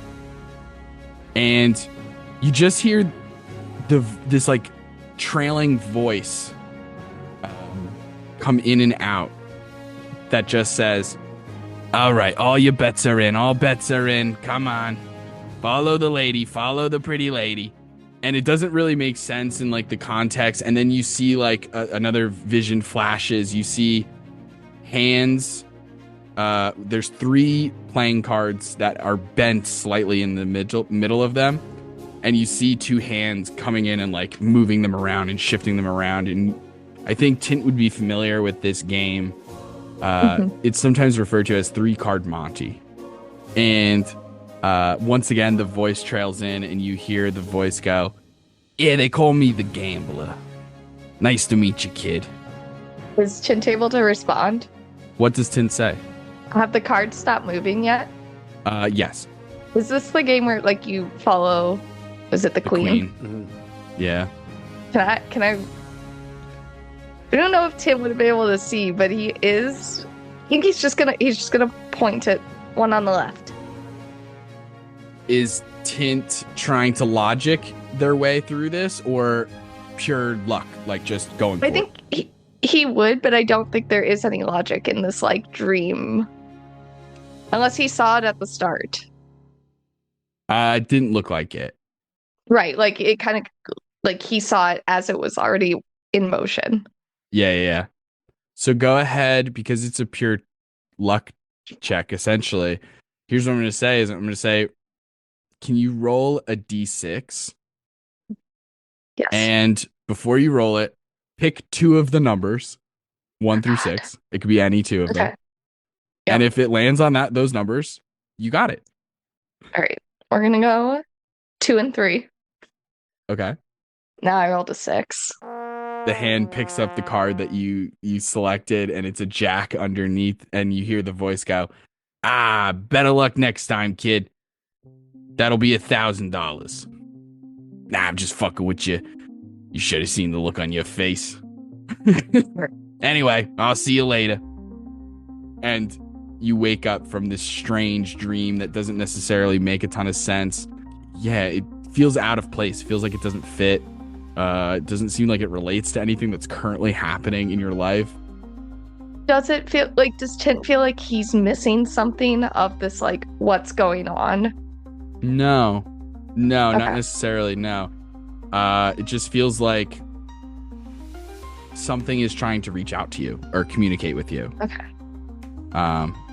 And they referred to themselves as the Gambler. That was all you got from and the physical description. I mean, you got to see them. But and I haven't heard anyone talk about a gambler. Not in a Not nomenclature like way. Yeah. And so with that, we leave there. We head over to John Smith. John Smith, you have dropped off your new friends. You're making it back to your place where you have parking. I don't know why I like to back up into the driveway. It's just a thing. I don't know. I don't want to say it's OCD. That just feels, disrespectful, but it just, I don't know. It scratches the itch in my brain. I don't know. Yeah, Ray is now moved up to the shotgun position in the muscle car and is like, yeah, you always do back up. You always do back up into spots. I don't know. Is it just because you like it so that when you're leaving, because you it's just like pull out? You just pull right out because it is. People don't care if you're backing out. They really don't. Anyways, grab. I don't want to say an overnight bag. Pack a suitcase. We might be staying at a hotel for a while. Okay. All right. You guys enter your home, and Ray separates, heads to their room where they begin, putting a ton of stuff into a suitcase, probably completely unorganized and haphazard, and brings 1,000 band tees but no underwear or something. You know what I mean? Classic, just insane tween packing. Bring toiletries. I'll pack toilet paper. I feel like the hotel will have toilet paper. Bring your own toothbrush. Oh, because it's the one the dentist. You said toiletries. Yes, but you also need to bring your own toothbrush as well, because you have to use the one that the dentist said that you have to use so you don't get those cavities again. The one that we paid almost $200 for that you don't. Anyways. Oh my God, Dad, you always bring up that toothbrush. No. It's fine. As John goes into the kind of living room area and begins to tear up some floorboards and goes into a secret compartment, and he pulls out a briefcase with every single bit of currency that he's ever accumulated in his entire career. It's heavy. Specifically just the ancient Electrum coins with different insignia on them. And he kind of closes that up, and it's, very heavy, and puts it on the counter, kind of checks, make sure it didn't crack the granite. And then I think he goes and takes out all of his weapons out of his duffel bag style, and then begins to take them apart. This is completely impromptu, but I think he's going to try to make a new gun by combining all the different parts of his gun together. Yeah. Heck yeah. He's going to take his Wand of the War Mage and use that as a carbine handle take an assault rifle stock as like a conversion kit, take the cockatrice launcher and put that on as an underbarrel, like it's a Call of Duty attachment, and it's just gonna like try to make a wand of the War Mage +2 by combining two different staffs that give a plus, or two different items that give him a +1. Hell yeah. Just go ahead and make some sort of check. Just some sort of check. You tell me Arcana. what makes sense. I mean, they're magical stuff. Most of them are magical. Yeah, that makes a ton of sense. Let's do it. Like, they're not technically guns. Right. I mean, they're guns, but they're like magical items that are in the shape of guns, sort of. Right. That's a 17. 17. You strap together all these different gun parts and stuff like that. You know your way around, a barrel and an attachment, and get all these pieces lined up, and it'll work. There may be some aspects of it that like could use some polishing, but for the most part, it works.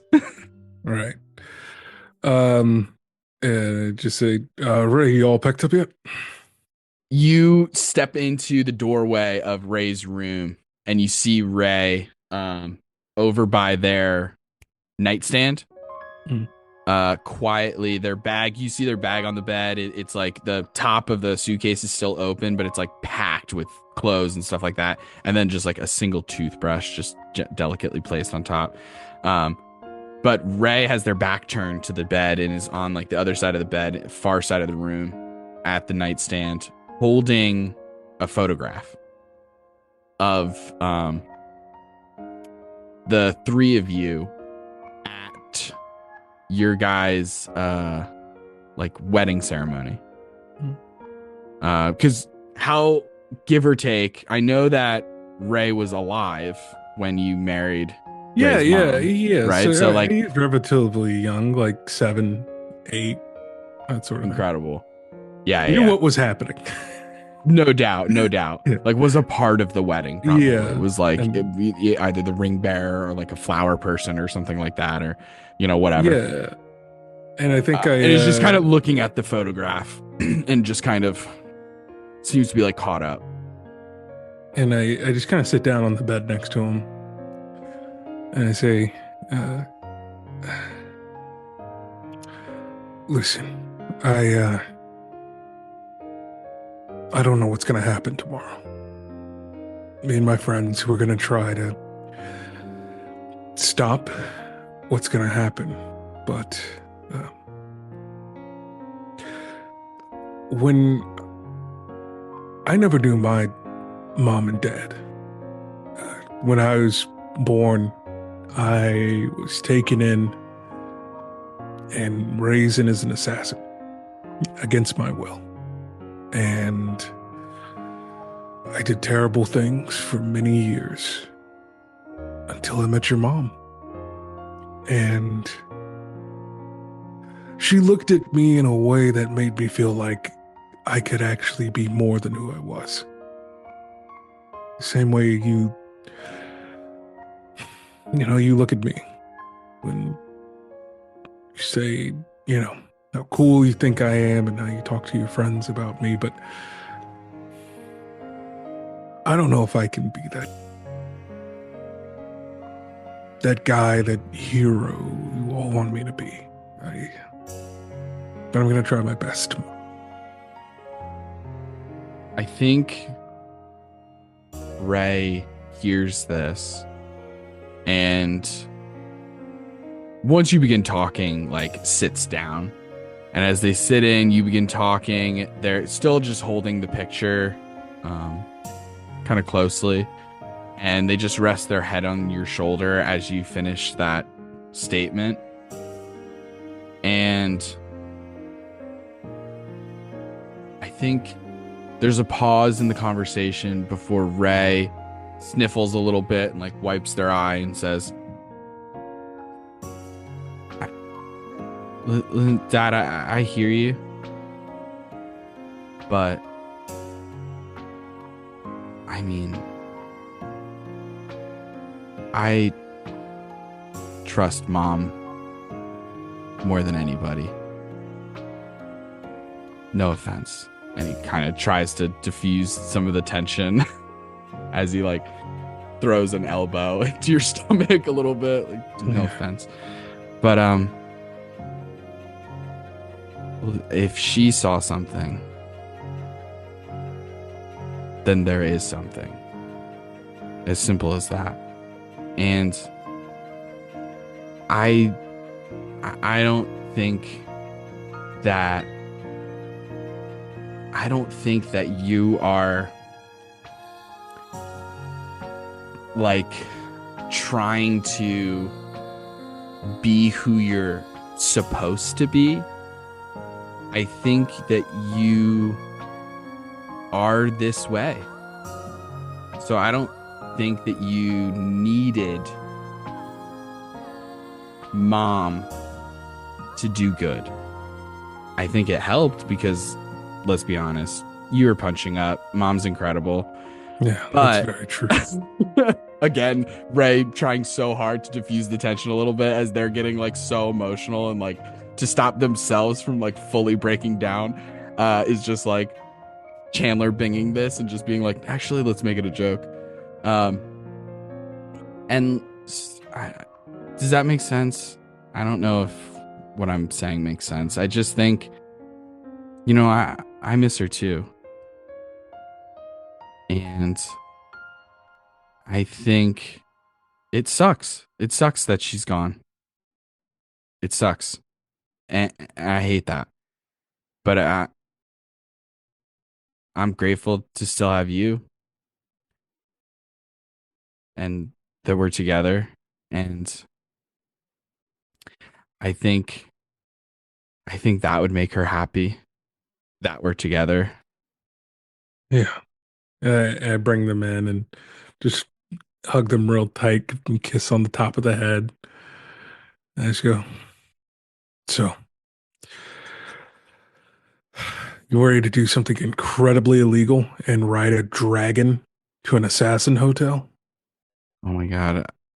I want nothing more than to ride a dragon to an assassin hotel. I use Sorceress Restoration to regain my 1/5 level spell slot. Amazing. We grab all of our stuff and go outside. And I'm like, yeah, I'll just have to come back in the morning. Best dad ever. And then I cast Draconic Spirit and look, and I'm like, yeah, I'll just come back in the morning and grab the car.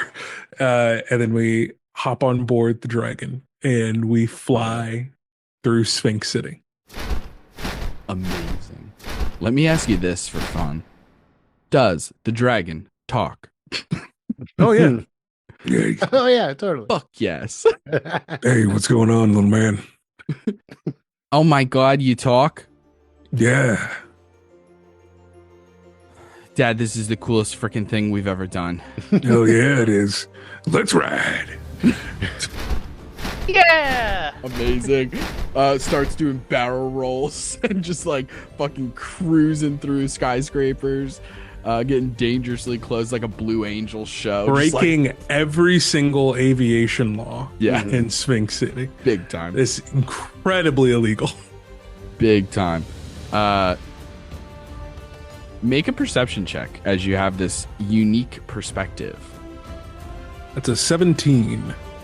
17. Ray got a nat 1. Ray's loving this, just having so much fun, not paying attention to anything else. Did my dragon make a perception check too? Yeah, why not? I don't know what their stats are. We'll be okay. That they got a 16. Pretty I don't good. know what they get for a plus, but Pretty good. Maybe add some stuff. I imagine their wisdom might be a +1 or a 0 or I don't know. Just off the top of my head, I don't.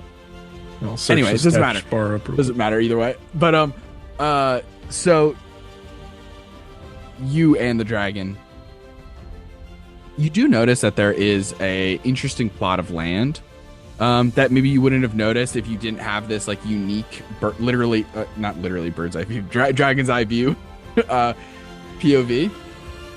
There is like a section of the Chronomancy district where you are seeing a construction site a really large one, like big enough to put in like a small mall, like a whole department store kind of thing could fit here, like a pretty decently sized footprint.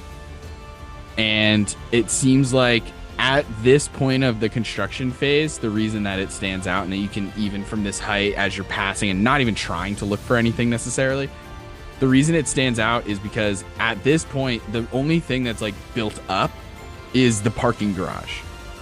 You see the levels, you see that it is a parking garage, you know what I mean? Like the cement and everything like that. Not to mention you can even see like the roof where there's that top layer of the parking garage and you can see the lines and everything. The rest of it is like dirt and is like still being like, there's uneven parts. You see a couple of equipment machines, like a bulldozer and tractors, other kinds of things that are yellow. We've seen them. We know what they are, and we know all the names of them.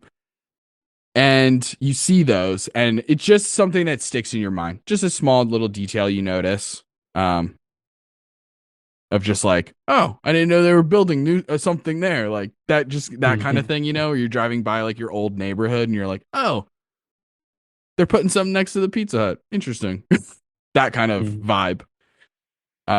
And you continue on your way until you make it to the Interconfidential Hotel. As you do, you enter inside, sort of park your dragon or desummon it or whatever. Yeah, just desummon him. Tie it up to the little post out front. Yeah. Exactly. The helicopter pad. And magical Land on water. the helicopter pad. Rolls up. And you enter inside. Velvet everything, beautifully decorated. You see the familiar face of Briar behind the front desk, in her blazer, once again, almost all black with like some green accents. Her hair's down this time. And she sees you approach with Ray and looks at you. You can see clearly in her face that there's a quick shock of like, what the fuck is your kid doing here? Kind of thing of just like, what are you doing? And she doesn't say it though. She plays it cool. Only you would notice because you guys are like friendly. Yeah. But yeah, because she's also like a trained assassin since being an orphan. So like she has like very similar training to you. And there's just like a quick moment, but then she immediately swallows that and is like, John, how's it going? Welcome back to the hotel. I see you've brought a guest. Yes, and there's going to be a few more tomorrow. I see. Yeah. Are these coworkers of ours or guests? No, these are, this is not business for them. Got it. Friends of the family, so to speak. Friends of the family. Understood. This might be my last job. So Really? Well, I've heard you say that before, but no. This No? is the painter's last job. got it. And I pull out just the big old trunk of money. And I say, set aside some for my guests that'll be coming. Might need to stay for a few days. But depending on how things go tomorrow, there might not be any more days. We'll see how it goes. Regardless, they'll set aside some of this for their accommodations. The rest, the painter wants to put out a contract on someone. Interesting. Okay. Should we have this conversation? Eyes glance over to Ray. Eyes glance back to you. In private or here? They kind of know. Incredible. Incredible. Wow. Okay. Imagine my chagrin. Yeah. Yeah, I'm looking at your chagrin right now. Yeah. Huh. Kiddo, why don't you sit at the bar? Get a club soda. This is the best day ever. As they prance over to the bar, sit at the bar, start spinning as fast as they can on bar stools, going, I'll have a Shirley Temple, please. uh and yeah, you have a moment alone with Briar. Briar's like, so who exactly are you taking a hit out on? Zergos. Oh, Zusk Bergos. Zusk Bergos. Got it. Interesting. Well, that is a pricey headhunting job for sure. Are we looking for the full wet works, or are we just simply looking for some information, some location details? What's the I'm looking full for half to anybody who can find him. Incredible. And then the second half for anybody who'll want to come and try to take him out with me. Interesting. Open contract. Love to hear it. I'll get the paperwork started right Fantastic. away. And do the full bells and whistles. Let them know my name's on there. Truly going out with one final masterpiece. Yeah, that's the plan. Well, I hope your phone is fully charged because you're about to get a lot of hits. Sounds good. And she begins getting to work. As you can take Ray up to the room and show them the whole hotel and all the different little amenities that are... I know at this point, their adrenaline is probably running off and they're about to going to want to crash soon. So 100%. go to the hotel room and then it's just trying to get some sleep before the biggest day or last day of everyone's lives tomorrow. Yeesh. But yeah, very valid. Amazing. And so everybody has their long rest in their respective homes, able to sleep in their own beds for this night, and wakes up the next morning. Jaster, yes? Just level up? No, you would have leveled up to level 10 at the end of that combat. So you should be level 10. Okay. All right. Level 20? Molly with I can't that. tell if you're hustle. joking or not, and it's freaking me out. No, You just not expect level us 20. to raw dog this fight without being level 20?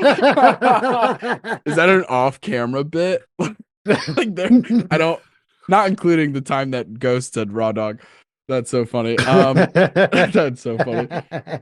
Amazing. Actually, take a point of inspiration Yes. for raw dog for a raw dog mention. Amazing. Okay.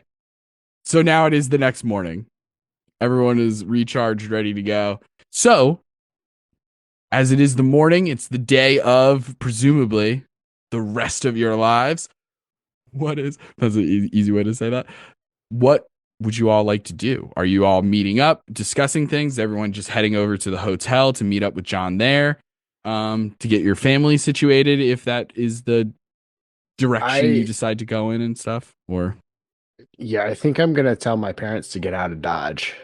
Not so much like, hey, there's a super secret hotel that I want you guys to come to. More, you guys should probably take a vacation for a couple of weeks or something. Just kind of don't be in Sphinx City. And then also I'm going to put a little note with the only time I'm ever going to use magical tinkering as an artificer. And I'm going to put a note in the door of the gym saying classes are closed until further notice. Understood. Incredible. Yeah, your parents. All right. Hey, all right, we'll take a vacation, but man, our customers are gonna be pissed. But we deserve it. It's been forever. We haven't taken a vacation in at least 7 years. I mean, you guys know that I kind of don't have the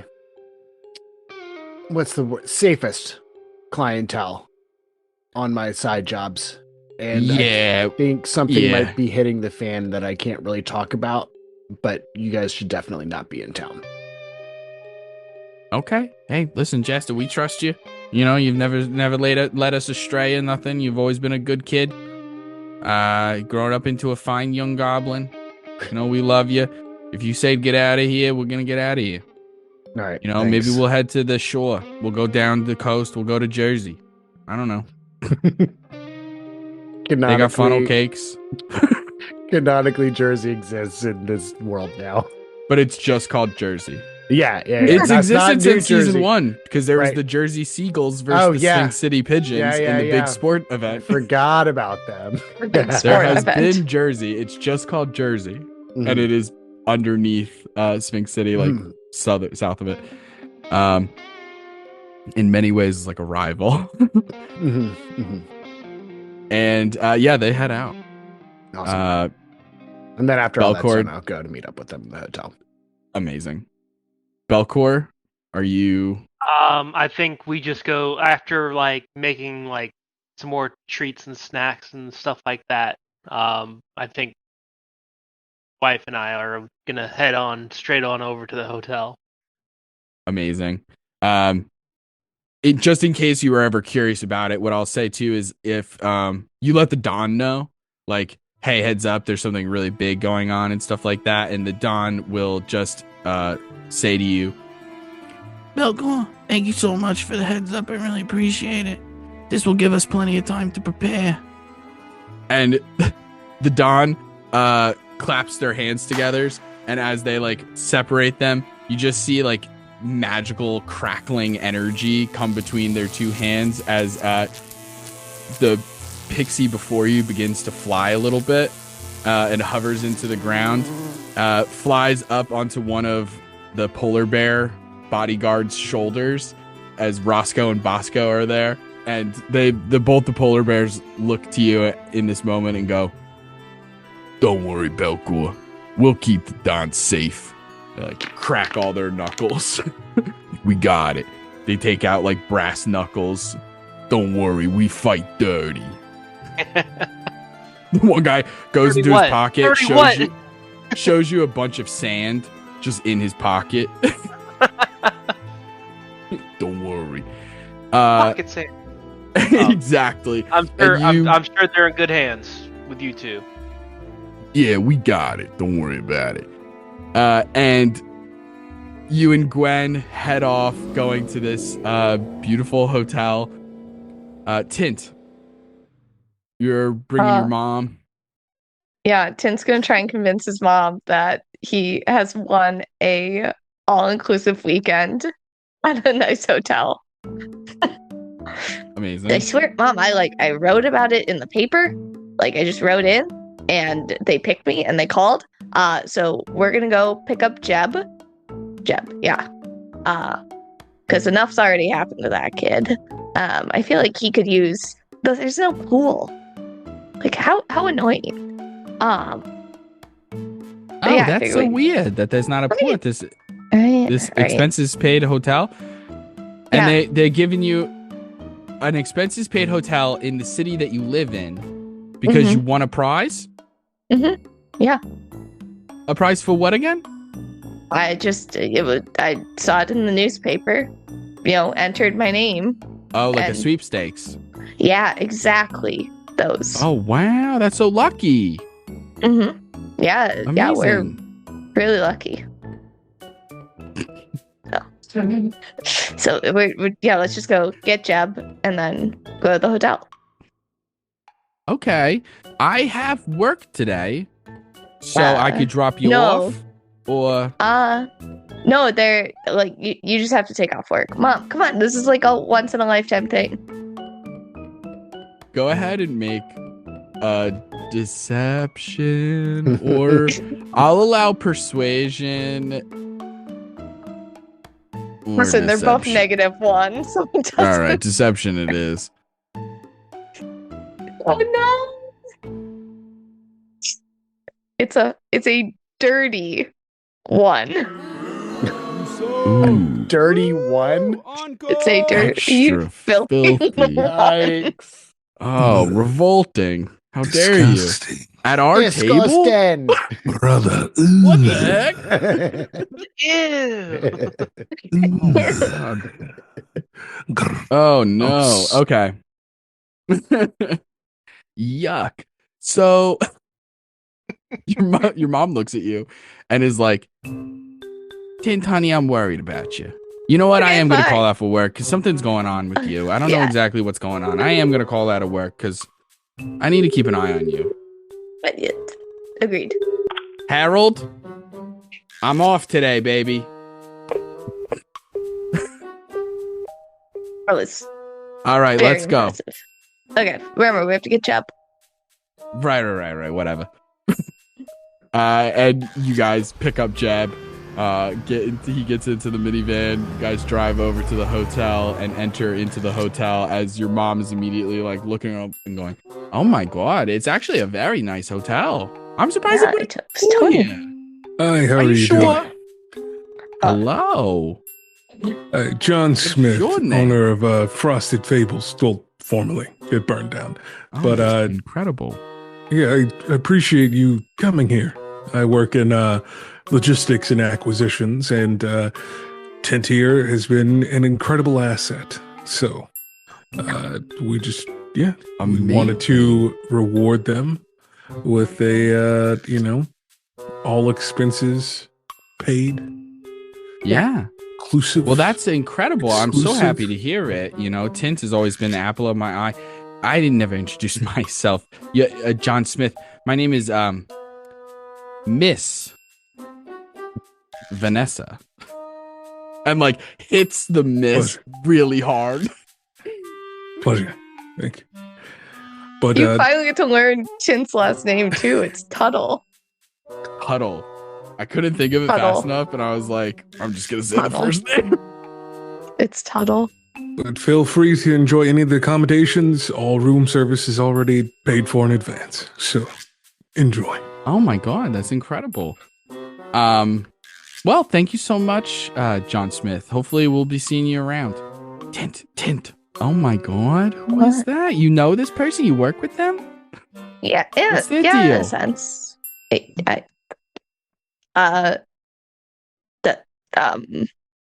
He rides a dragon. Nope, don't say that.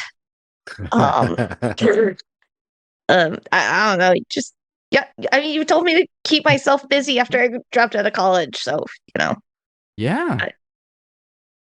Well, I mean, listen, maybe you could put in a good word. I don't know. Mom, You're my no, son. Mom, I don't want to no, put you in an this is awkward position weird. with your This is coworkers. so That's got to weird. be a Oh my violation of God. something. I'm so Oh sorry. my god, I'm so sorry. I Mom, regret saying it. you're so embarrassing. Jeb is should just you drop following me off around behind the corner? two of you, like feeling weird. So, like the secondhand embarrassment is palpable. And eventually, just for brevity's sake, we'll say Tint. Eventually, you can separate from your mom. You find a way to get out of there. I figured and get a little alone we time. could swing it like there's two rooms. Like she gets her own room, Jeb and I get another room.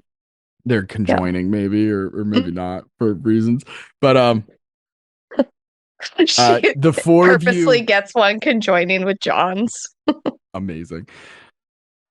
The four of you all link up in the lobby of the Interconfidential. Your significant others, your parents are all either in their rooms or on their way to the great state of Jersey. And as you guys are all linked up and like about to start planning and maybe disseminating a little bit of information and stuff like that, what I'm going to say is this. Briar walks over to you and sort of interjects into the conversation a little bit and says, excuse me, John, I don't mean to interrupt, but I actually have some information that you might be pertinent to you all's discussion. Yeah. I understand that you all are looking for, and by the way, where you guys are talking is very private. It's like you chose the right space to have this type of conversation. Briar continues and says, I understand that you all are looking for Zusk Bergos. Yeah. I think I got a ping on somewhere that he's been spending a little bit of his time lately. There seems to be a new construction project that he is financing. He is on the board of directors or something like that. Like he is sort of fronting this project, or at least he's an investor in it in some way. But his cell phone has pinged in that area quite a lot at some strange hours. and it seems to be a construction site in the Chronomancy district. I looked at all the blueprints. I went into town hall records. It appears, oh, John, by the way, half that money right over here, baby. But, so yeah, I checked the town hall records. It looks like it's supposed to be like a shopping center, like a mall of some kind, like a smaller boutique kind of mall, like that would only have, like, there's not going to be like a, like a PJ Jenny's. They're not going to have that. They're not going to have one of those. A Beers. They're not going to have one of those. We're talking like Mikhail Kors bags. You know what I mean? So really specific high-end stuff. Right. But it's Zusk Bergos, and there's shit, I left my notes at the fucking desk. A financial group.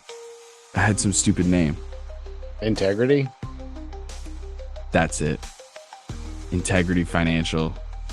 They were also behind the construction of this mall or whatever. Mm-hmm.